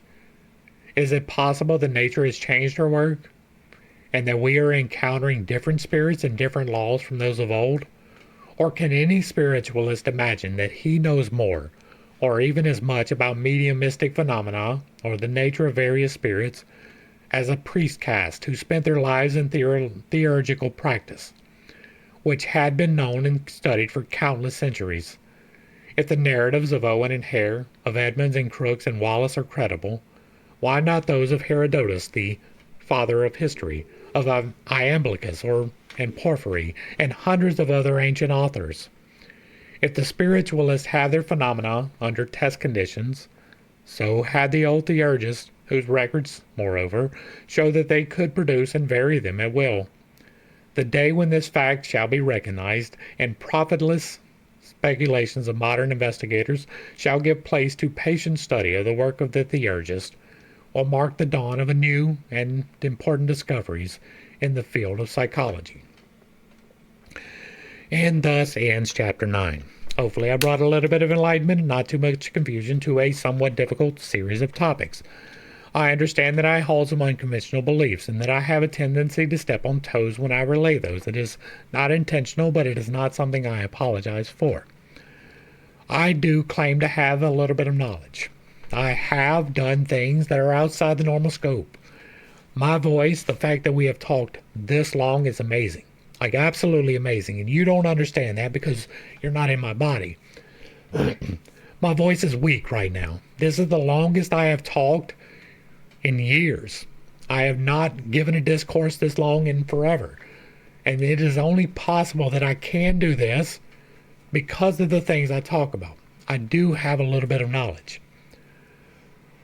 I personally have not had contact willfully with any spirit or entity. I have had spiritual experiences outside of my direct influence. I have had an angel come to me and talk to me. I have been pulled out in spiritual experiences. But I have not willfully been able to conjure any entities whatsoever, and I am trying. I don't doubt that they're there. I don't know that they're described correctly in these words.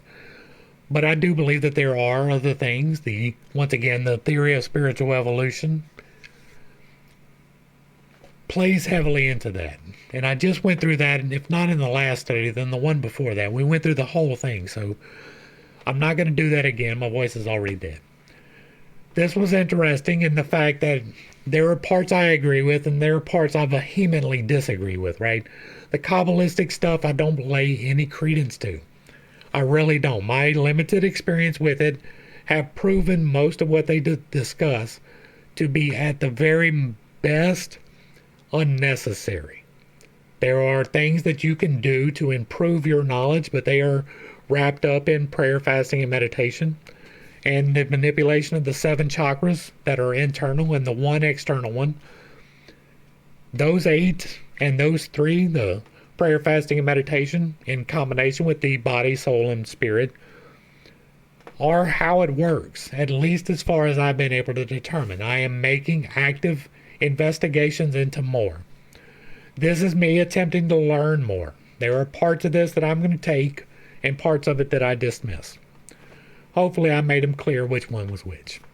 If you like what I'm doing over here, let me know down below. Give me a like, share, and a sub. Throw me a comment if you agree or disagree. If it remains respectful, it gets to remain up. If there is another work that you would like to see me discuss in the manner that we are doing here, drop that in the comments down below as well. If you really like what I'm doing, hit me with that super thanks.